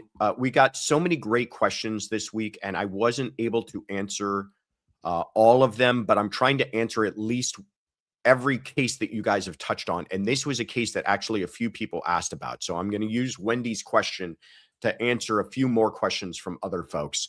So if you didn't get your question answered, please don't be offended, and please call back again and leave another question. I try to spread the love as much as I possibly can.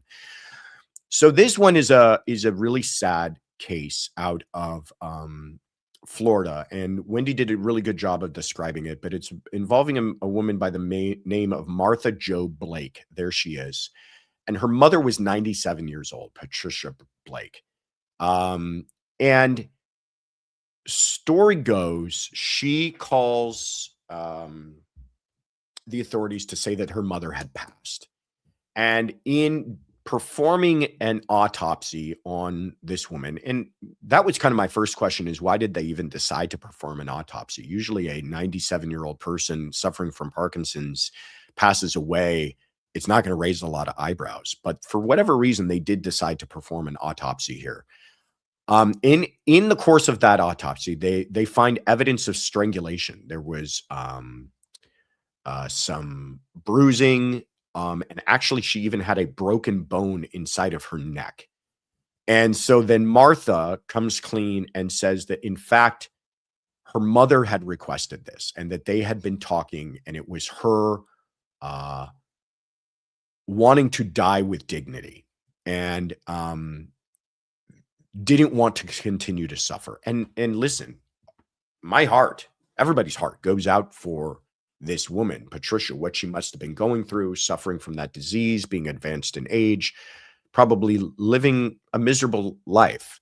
And so her daughter viewed this as dignity to her.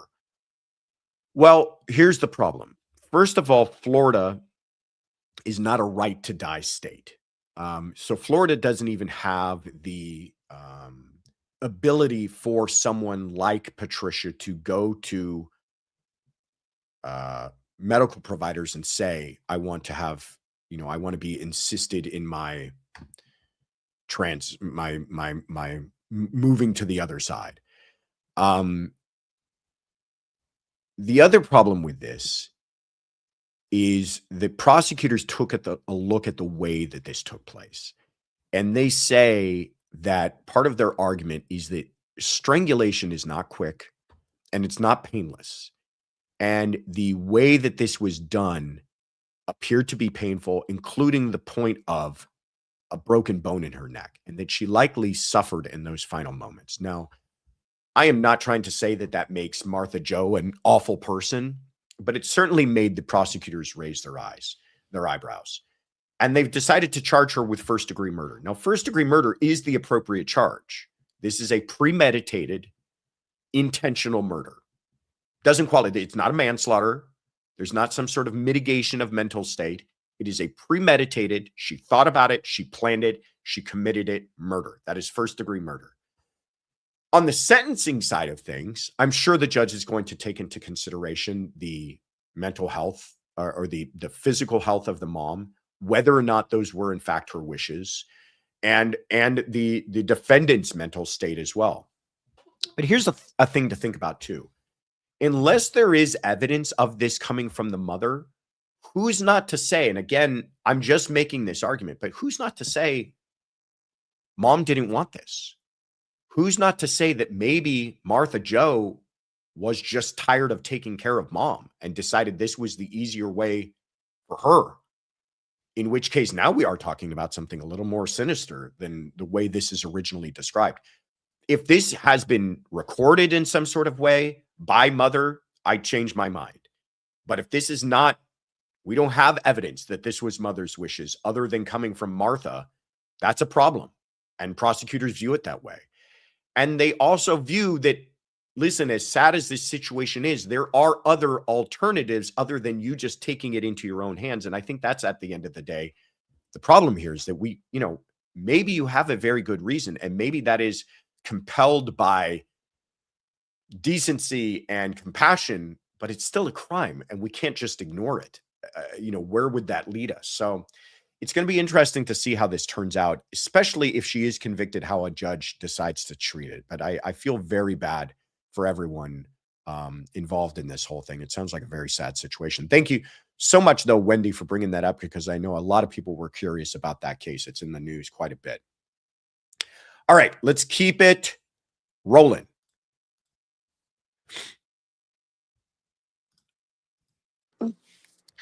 Hello, Josh and Courtroom Confidential family. This is Lori calling from Bolivar, Ohio. Josh, I have a couple of questions for you about the trial going on in Texas right now regarding the Uvalde school shooting. There's a lot of weird behavior going on in that courtroom, by the way, but I'm going to get to a different question because I have 1,000 questions about that stuff. But I'm going to simplify things for myself today. So, number one, autopsy photos. Now, there was a motion in limine made by one side or the other. I'm not sure which. But the question was whether or not the autopsy photos of these children should be admitted. Now, here's my question. Number one, why were autopsies, or why did they have to be performed in the first place on these poor children who died from gunshot wounds, obviously? And number two, how could the judge rule that those photos are more probative than prejudicial?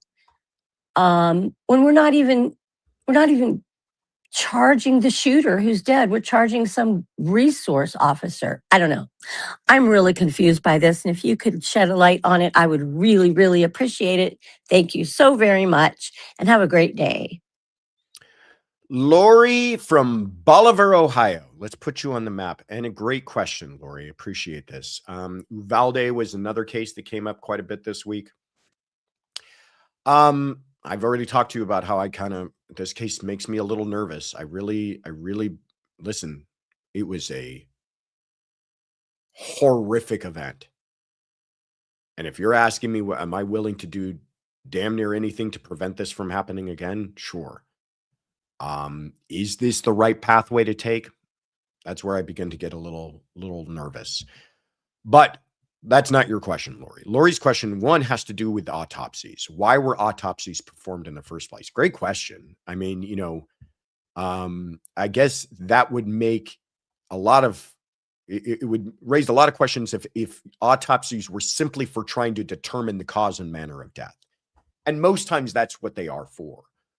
But they're also for preserving evidence. And I think a good way to think about it is this, was immediately a crime scene. And they're going to preserve the evidence For the same reason that if you were to watch a person shoot another person, they would go out and collect that shell casing, right? If somebody shot somebody else in front of a group of 20 people and was immediately arrested, and everybody knows who fired that gun, they're still going to, with gloves and tweezers, collect that shell casing and put it into an envelope and seal it and put a number on it. They're going to collect the evidence. And so part of the collection of the evidence in this horrific case happens to do with the victims and their bodies. And so, yes, they're going to perform autopsies so that they have a report on every single one of them. We know it's a cause and manner of death on every single one of them. And that evidence is preserved for whatever reason. Does it play an incredibly vital role in this case? No, but that's the reason behind it. The question I really like is about the probative value of the images and the photographs of these children, and whether or not that should be entered in a case, especially to your point, Lori, where he is not being accused of being the killer.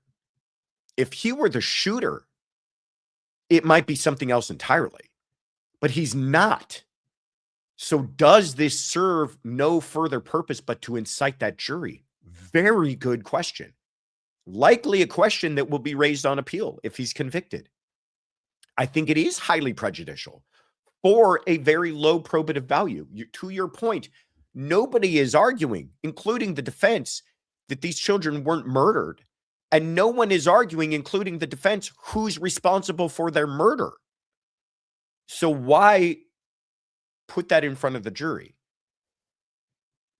Well, the prosecution will make the argument, as they always do. It's the evidence. The evidence is the evidence. And it just because it's horrific doesn't make it not true. But I think the defense has a very good argument to say, well, yeah, but all you're doing is working these people up into a absolute emotional frenzy that they can't even feel like they could ever vote not guilty. I'll tell you a case that I worked on with similar questions at play. If you guys remember, in 2005, there was a horrible train wreck that took place in Glendale here in California. 2 trains collided, 2 commuter trains.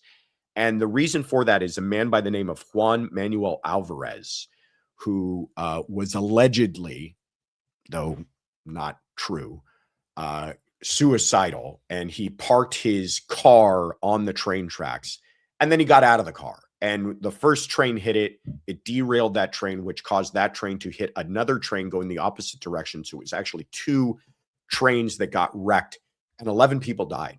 Not to mention many people injured for life, but 11 people ended up getting killed. Guys, I have seen photographs that will make your head spin. I have seen photographs of crime scenes that will change you. Like they talked about in this Uvalde case. I've seen some stuff that is really horrific. I have never seen anything like the photographs from this case. It is not what you imagine. And I'm not trying to get overly graphic here, but people in this kind of carnage where you're talking about essentially these huge, heavy machinery ripping people apart.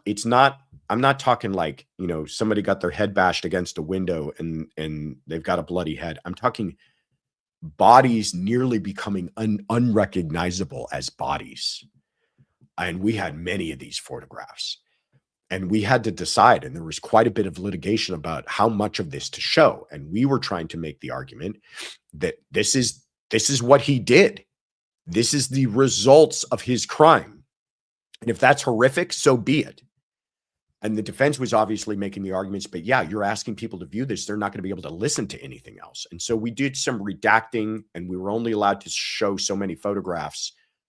But yeah, it is the evidence isn't sometimes just the evidence. It can take on a quality and emotional impact far beyond just what it's showing.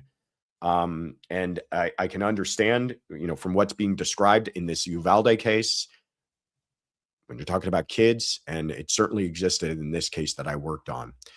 So thank you so much, Lori, for asking that question. Really great thought process you have there on whether or not this judge is making the right call on those photographs. So thank you for that.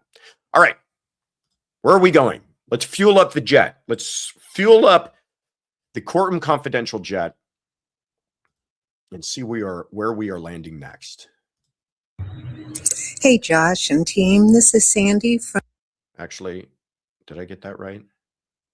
Yeah, sorry. Sorry, let me start that over. From Alexandria, Egypt. And hey, Josh and team. This is Sandy from Alexandria, Egypt. And perhaps by the time you listen to this information will have already been publicized. But I'm wondering, Josh, in a case like with the Tepe family in Columbus, Ohio, will they test both their hands for gunshot residue, even though they appear to be the victims?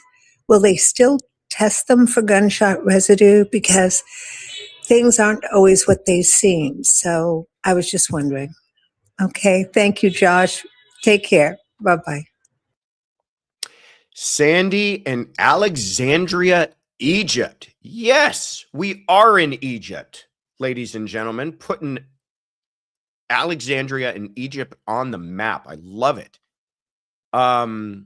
Very cool. Thank you so much for being a listener. Thank you so much for sending in the call, and please spread the word to your fellow Egyptians.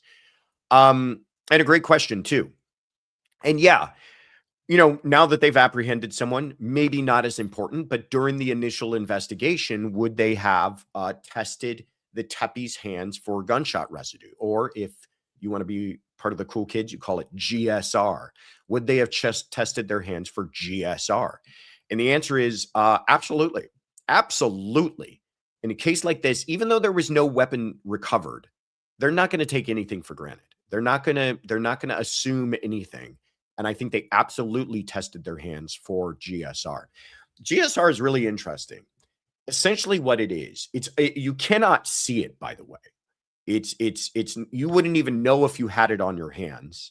It's a colorless powder. It's essentially it's gunshot residue. It's exactly that. When you fire a weapon, it expends a bunch of gas along with the bullet out of the barrel end. But there's also a cloud of residue that you don't see. You don't see a puff of smoke, but there is this cloud, and it can land on your hands, and it can land on your hands, and it can land on your clothes. And investigators will use this, but it's important to understand that all that tells us is whether or not that person was in the proximity of a handgun or a gun being fired. In other words, if I'm firing a gun and Tiffany's standing right next to me and I shoot it, I'm going to end up with GSR in my hands, but so might she. And so you can't take the evidence that GSR was found on her hands to be that she fired a weapon. All it can tell you is that you were in the location of that cloud, so you were somehow near a weapon as it was fired. So it's an important piece of evidence. It's certainly, I think more than anything, is more useful as a tool to determine if somebody didn't fire a weapon. In other words, if you believe somebody was a shooter and you test their hands and it comes back with no GSR, that could likely clear them as being a person who handled a weapon anytime soon or didn't, or had an opportunity to wash their hands too. So great question. Sandy from Alexandria, Egypt. Yes, we do go that far. We're putting Egypt on the Courtroom Confidential 2026 World Tour. JD Kicks, thank you so much for the super chat, says, FYI, per the Sarge, New York doesn't allow DNA to be shared until the suspect is convicted. So until Rex is convicted, we won't know if he can be matched with any other open cases in other states. I love the Sarge, and I'm not trying to question him, but I do find that a little hard to believe. We may be talking apples and oranges here, because I do know they are using his DNA to check but maybe he's saying it won't be shared interstate. I'll do some more research. Again, don't get the Sarge angry at me. He's a large man. I don't want him angry at me, but I'm just finding it a little hard to believe because, I mean, they're investigating whether or not he's linked to other crimes. But I don't know. Maybe I could be wrong on all that. Like I said, it is a state-by-state thing. And thank you, JD Kicks, for bringing that to my attention. All right, guys. Don't cry. Keep it together. We are down to the final three. Shanta, thank you for the super chat. Says Monique's ex-husband was arrested yesterday, charged with double murder. SDS broke it yesterday, as well as news. Tomorrow is court, probably for extradition. You were very true. We were talking about that earlier. Yes, her husband, whose name is Michael McKee. He is a 39-year-old vascular surgeon from Chicago. He was married to her about 7 years ago for a brief period of time, and he has been arrested for double homicide. Yeah, extradition hearing maybe as early as tomorrow, but certainly his arraignment in Ohio probably won't take place for a few days, depending on how long that extradition hearing takes. Thank you, Shanta, for those updates. All right. Like I said, last three. Here we go. Oops. Hi, Josh. This is Court Dog Daniel from Connecticut. We've got an interesting update and a question. On Tuesday this week, I attended the Raul Valle hearing, and while waiting for it to begin, Darnell Crossland walked in, someone we all recognized from the Vinnie Politan show, closing arguments. A few minutes later, Raul Valle entered, and Darnell formally entered his appearance as counsel. It's now clear the defense plans to challenge the prosecution on double jeopardy grounds. So my question is, what do you think the legal basis for that argument might be, and do you see any real traction there? I'm also wondering whether this could relate to Valle being a juvenile at the time of the offense or to lesser charges being added later rather than initially filed. I really appreciate your thoughtful analysis, and I'm looking forward to your take. Court Dog Daniel from Connecticut, one of my dudes in the chat. Thank you so much, Court Dog Daniel, for calling in. Great question, too. Raul Valle. I say Valle, you say Valle. I say tomato, you say tomato. He has retained the services of attorney Darnell Crossland. He's coming up for his retrial. So just to catch everybody up, he's accused of being involved essentially in bringing a knife to a fist fight. And a young man ended up dead. He was acquitted, though, of murder. But the judge, and this is important for our discussion right now, the judge added a charge of manslaughter as a lesser included. And sometimes judges will do that when they feel that they have what's called a sua sponte duty to instruct on lesser charges, where that is where the evidence supports a lesser charge, even though it hasn't been charged by the prosecution. And they do that so that the jurors, if they feel that something is lesser than what has been charged, they can land on that rather than just acquitting on murder when something else might apply. So the judge felt that manslaughter was appropriate here, instructed the jury on manslaughter, and the jury acquitted him of murder, but hung on manslaughter. So now he is coming back to be tried just on manslaughter. He's been acquitted. So double jeopardy attaches to murder. He cannot be tried for murder again. He's been acquitted, but he can be tried for manslaughter, which is what they're attempting to do. So because you can kind of tell where these arguments might be going, Darnell Crossland is going to make an argument that double jeopardy should attach across the board. And why is he doing that? Well, the short and real answer is he's doing that to preserve the issue for appeal. So if his client Valle is convicted, that will certainly be an issue they can appeal. If he doesn't make the argument, they can't appeal on that. Okay, so a lot of times defense attorneys are making arguments to preserve them for appeal, even though they believe they probably don't have much of a chance of winning at the trial court level. But it does have an interesting wrinkle here in one respect, and that is that the prosecution did not bring charges of manslaughter. The prosecution was going all or not, murder or nothing. And it was only the judge that decided to instruct on that.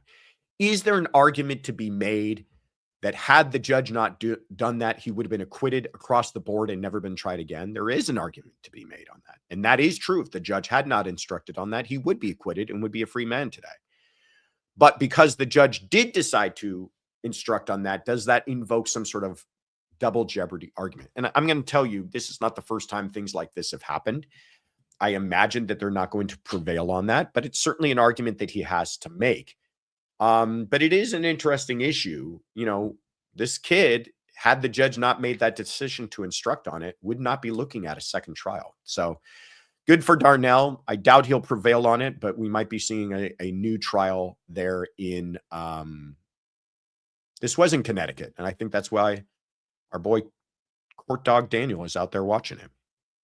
All right, let's move it along here.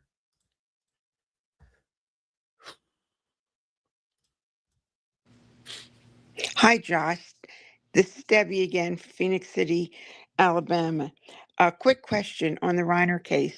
Do you think they're going to go after the doctor for either malpractice or partially for the murder of the Reiners?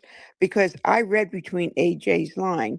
First, I think the PD was assisted or put on because there's no money. And second, I think when he said per California law, it was reported by TMZ that Nick was diagnosed in 2020 with schizophrenia, and then the medicine was actually working up until a month before the doctor changed it.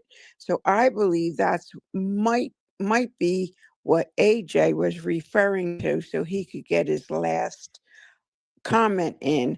And God bless that man, got to give him credit, but I think that's what he encountered in his 3 weeks of doing this. And he just wanted to get it out there. And that gives the public defender, the PD, a good head start. Let me know your thoughts. Thanks. Have a great day. Debbie from Phoenix City, Alabama. Thank you so much. Good to hear from you again. And this was the question you told us you would have for us, so I appreciate that. Nick Reiner, do I think they will go after the doctor for malpractice? That was your first question. That's not my bailiwick, medical malpractice, but I will tell you medical malpractice cases are very, very difficult. And likely no, and likely they will not have much of a chance because, you know, doctors have to try as best they can, and sometimes things don't end up well. And I doubt, you know, unless you can show that this doctor knew changing his medication would cause him to act crazy, short of that, I doubt it. But it does raise an interesting other nuance that we should talk about with this case. We've talked about Nick Reiner. We've talked about diminished actuality. We've talked about competency. We've talked about not guilty by insanity. But there's another defense that may be lurking here, which is called involuntary intoxication. That is where, according to the law, the defendant unknowingly ingested some intoxicating drug, and that intoxication was caused by fraud or someone else for whatever purpose, without any fault on the part of the intoxicated person. Okay, that's a lot of lawyer speak, but what does it mean? It means if somebody roofies you and you go out and commit a murder and have no idea what you did, we're not going to hold you legally responsible. And that makes a lot of sense. How can you possibly be held responsible for your actions and intent when you didn't have control over them because somebody had, by fraud, given you something and not told you the true value of it, or put something in your drink that caused you to act a certain way? So how are they going to try to use that here? Well, I think what they're trying to set up is to say the doctors changed his medication unbeknownst to him, or unbeknownst to him how it would affect his ability to behave and think. And because of that, he shouldn't be held responsible for his own actions. And he wasn't able to form the proper intent to commit first-degree murder here. I think it's a little bit of a stretch because, again, going back to the reasons that, I doubt the doctors were prescribing him things he wasn't aware of. I'm sure the doctors, in talking to him about his medications, talked about side effects. He was kind of well aware of that. So it's not, it probably doesn't qualify for the unknowing part of the involuntary intoxication.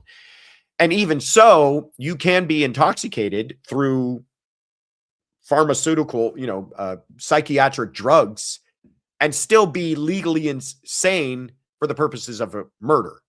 Again, don't get caught up in the game that just because he was schizophrenic or just because he was on medication, that somehow excuses his conduct. You can be schizophrenic, you can be on all 20 different narcotics and prescriptions and still be criminally sane for the purposes of the law. You have to be so untethered from reality that you don't even know what you're doing. And you don't realize the consequences of what you're doing. That is a pretty high bar if you think about it. Now, could Reiner take the stand and say, I have no memory of what I did? In fact, maybe he doesn't even have to take the stand. He could tell a psychiatrist, I have no memory of it. And the psychiatrist could testify to, I examined him and he has no memory of the events. And therefore, I, in my expert opinion, am saying that he is not guilty, that he was criminally insane at the time.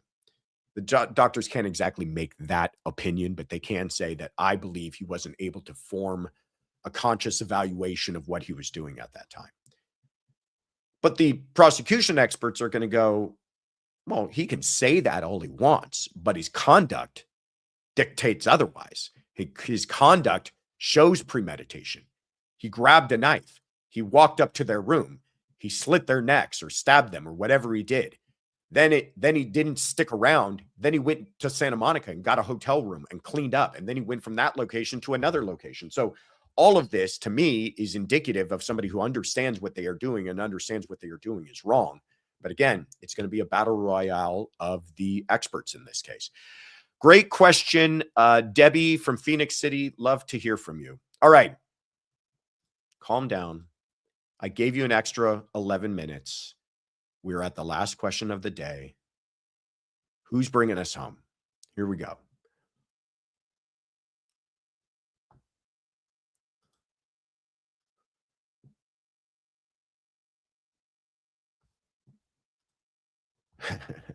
Even the computer doesn't want us to stop. Here we go.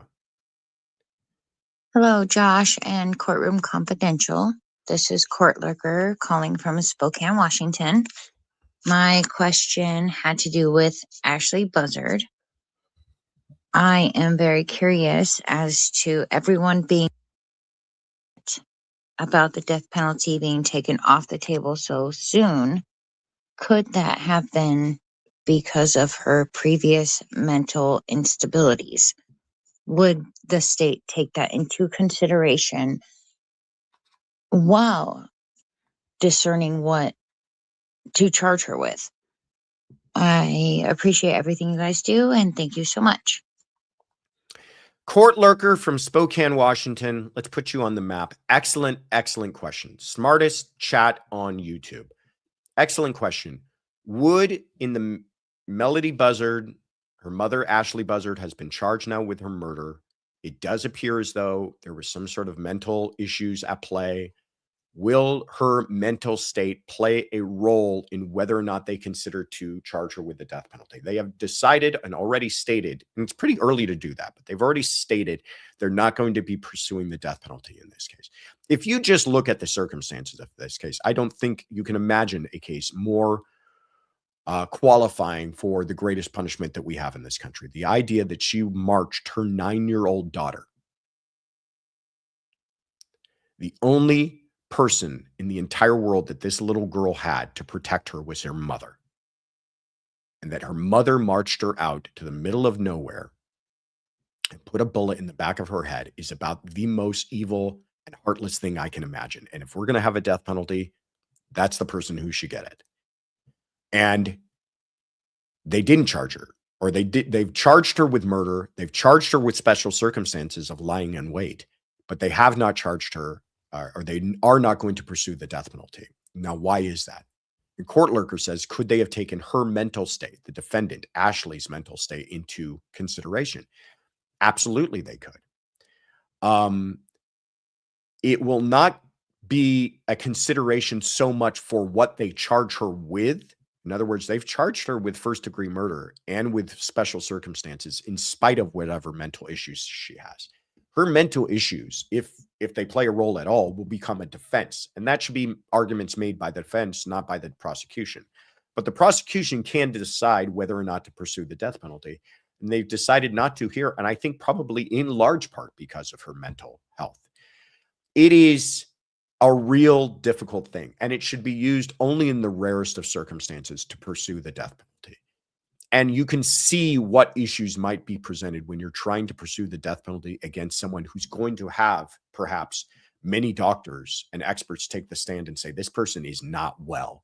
And this person has been mentally unfit for some time. And this person, not even trying to say that she was insane at the time and couldn't appreciate what she was doing, but this person is not dealing with a full deck, as it were. That's going to be a hard thing to argue to jurors, and you will likely not have a unanimous verdict for death on that case. So they said, and I think rightfully so, let's not spin our wheels on this. Let's just get a conviction. We'll put her in prison for the rest of her life. We don't need to pursue the death penalty, and we can still get justice here and avoid all of that mess. Excellent question, Court Lurker from Spokane, Washington. Thank you for closing us out today. Did you guys have fun? Heather Cooper Smith did. Thank you for the super chat. Says, love Sunday Fun Day. Love Josh and Tiff. We love you right back. Pixie Dust, thank you so much for that super chat. How very kind and generous of you. All right. Let me give you guys some announcements. Don't go anywhere. Don't touch anything. Don't touch any buttons. I'll be quick. I promise. I owe you minutes, remember?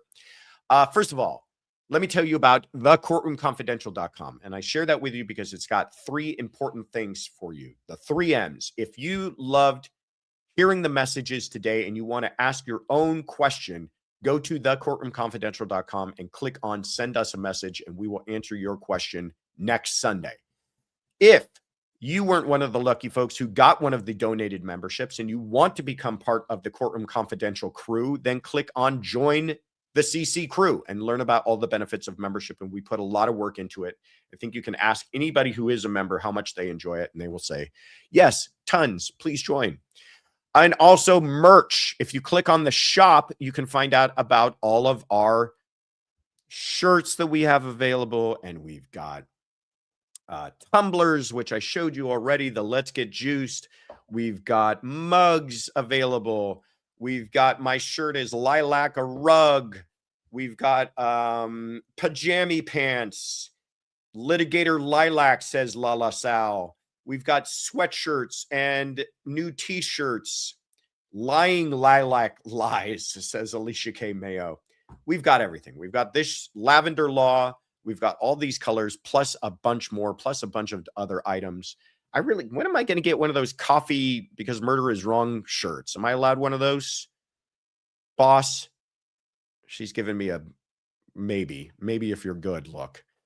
Anyhow, bunch of stuff available on the shop. Please check it out. Mary Mo, thank you so much for becoming a member. Appreciate you, Mary Mo. See, do what Mary Mo did and become a member today. All right.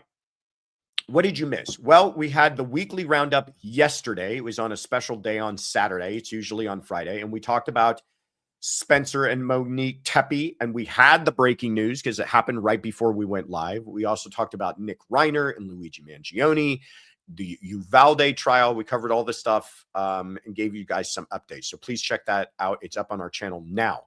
Also on Fox Nation, I co-host a show called The Weekly Rap Sheet, along with Paul Morrow and Donna Rotuno. That is live on the channel now. So please go check that out on Fox Nation. We also talked about the Tepe case and Uvalde and Reiner. So if you want to get their thoughts along with mine, more of that, please check it out. Finally, stay tuned this week on our sister channel, Courtroom Confidential Live Trials. Please subscribe to that so you don't miss anything. We will be covering the Brendan Banfield trial. Opening statements are going to take place this week. I believe jury selection starts tomorrow. He's accused of killing his wife, Christine Banfield, along with a man by the name of Joseph Ryan. This is the au pair trial, as it's been described. A fascinating case. We'll get into more detail as it progresses, but jury selection starts tomorrow. We will be going live with the opening statements when they take place. Please go over to Courtroom Confidential live trials for that. On Monday, somebody brought up Joel today, Joel from Surviving the Survivor. Well, he's going to be on our channel for our Monday night true crime docket, and we're going to be talking about Tepe. He went live when that news broke. I'll be chatting with him about that, about the developments, and about everything to expect for the week ahead. It is a very busy week, by the way. We already looked at all the cases that are expected to be in court this week, and it is a lot of them. So a lot to go through on Monday night. Please check that out. That's tomorrow, back here at 5 p.m. Pacific, 8 p.m. Eastern. Then on Wednesday, we've got another guest that you guys all love. Heather Cooper Smith, first of all, thank you for the super chat, says, got the coffee murder shirt. I would love to see that. Send us a picture. I want a coffee murder shirt because I want everybody to know I choose coffee over murder every single day. Wednesday, we are having Matt Murphy, former Orange County prosecutor, now also a defense attorney and a good friend of mine. He will be on live at 5 p.m. Pacific, 8 p.m. Eastern for our Wednesday night live. We're going to be talking about the midweek check-in on all things true crime, and I always love hearing his take on things. And then that's it. That's everybody. That's everything that's coming up this week. I mean, I'll fill you in on more as the week progresses, but that's everything you missed, everything to look forward to. I want to give a big thank you to our mods who are the best in the business. Afton, Sonia, Kathy, and therapists, thank you so much for everything that you do. Enjoy the coffees. Big thank you to Kaylin for always making everything run so smoothly and all the work that you do behind the scenes. And you heard it, to Tiffany for being the best thing that ever happened to me. Take care, everybody. Talk to you soon. Take care.